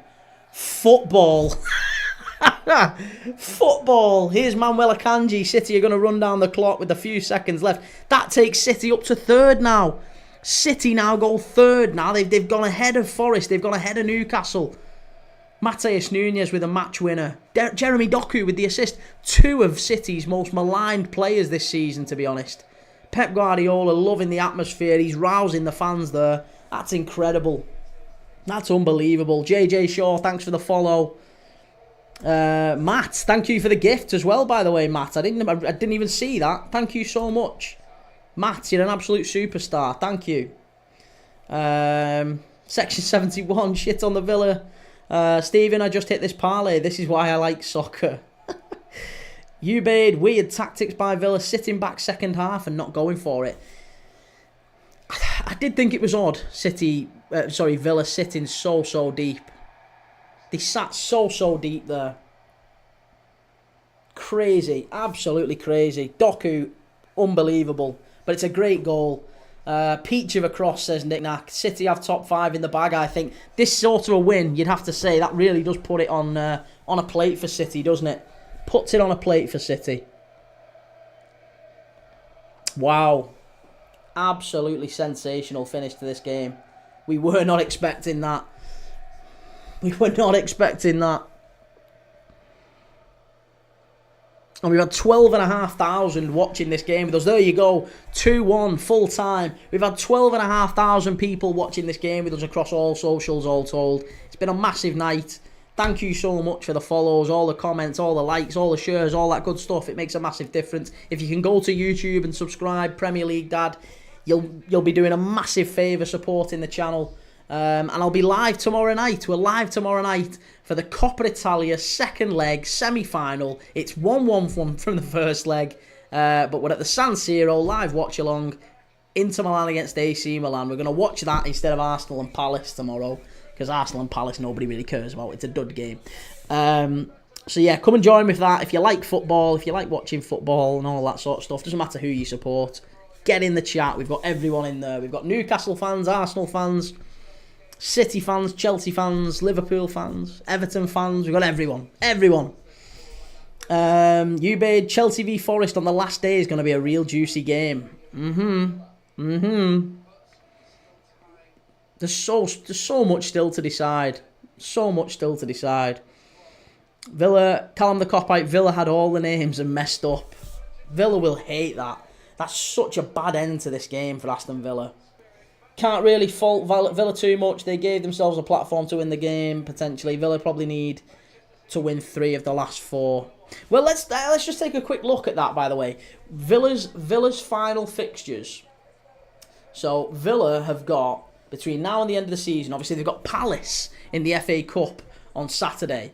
They then have Fulham at Villa Park, Bournemouth away, Tottenham at Villa Park, maybe a Tottenham that's in the Europa League final on the 18th of May, and then the last day of the season, Villa play Man United at Old Trafford, maybe a Man United that's in the Europa League final. So potentially Villa might have 2 sides on those last 2 games that don't really have anything to play for. And the next 2 are actually the difficult ones for Villa.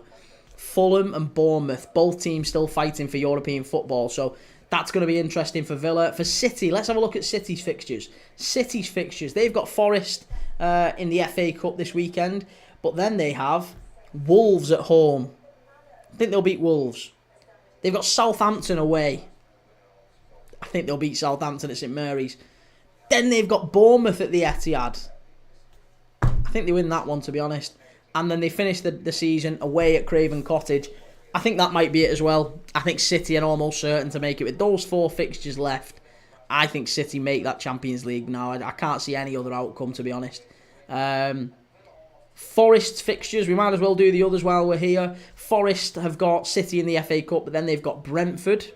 That's Brentford at home. They've got Palace away, Leicester at home. I think Forest win that. West Ham away, tough. And then Chelsea at the City ground on the final day of the season. That's going to be really difficult to predict, isn't it? Forest might be there or thereabouts. Who knows? Let's look at Chelsea.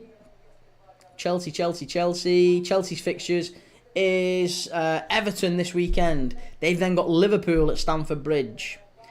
Then they have Newcastle away, Man United at home, Forest away. Goodness gracious me.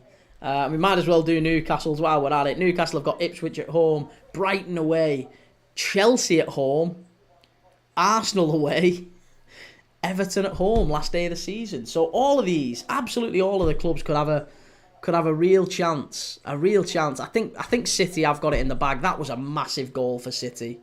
Massive goal for City. And I've got to say, I think City will just make it now.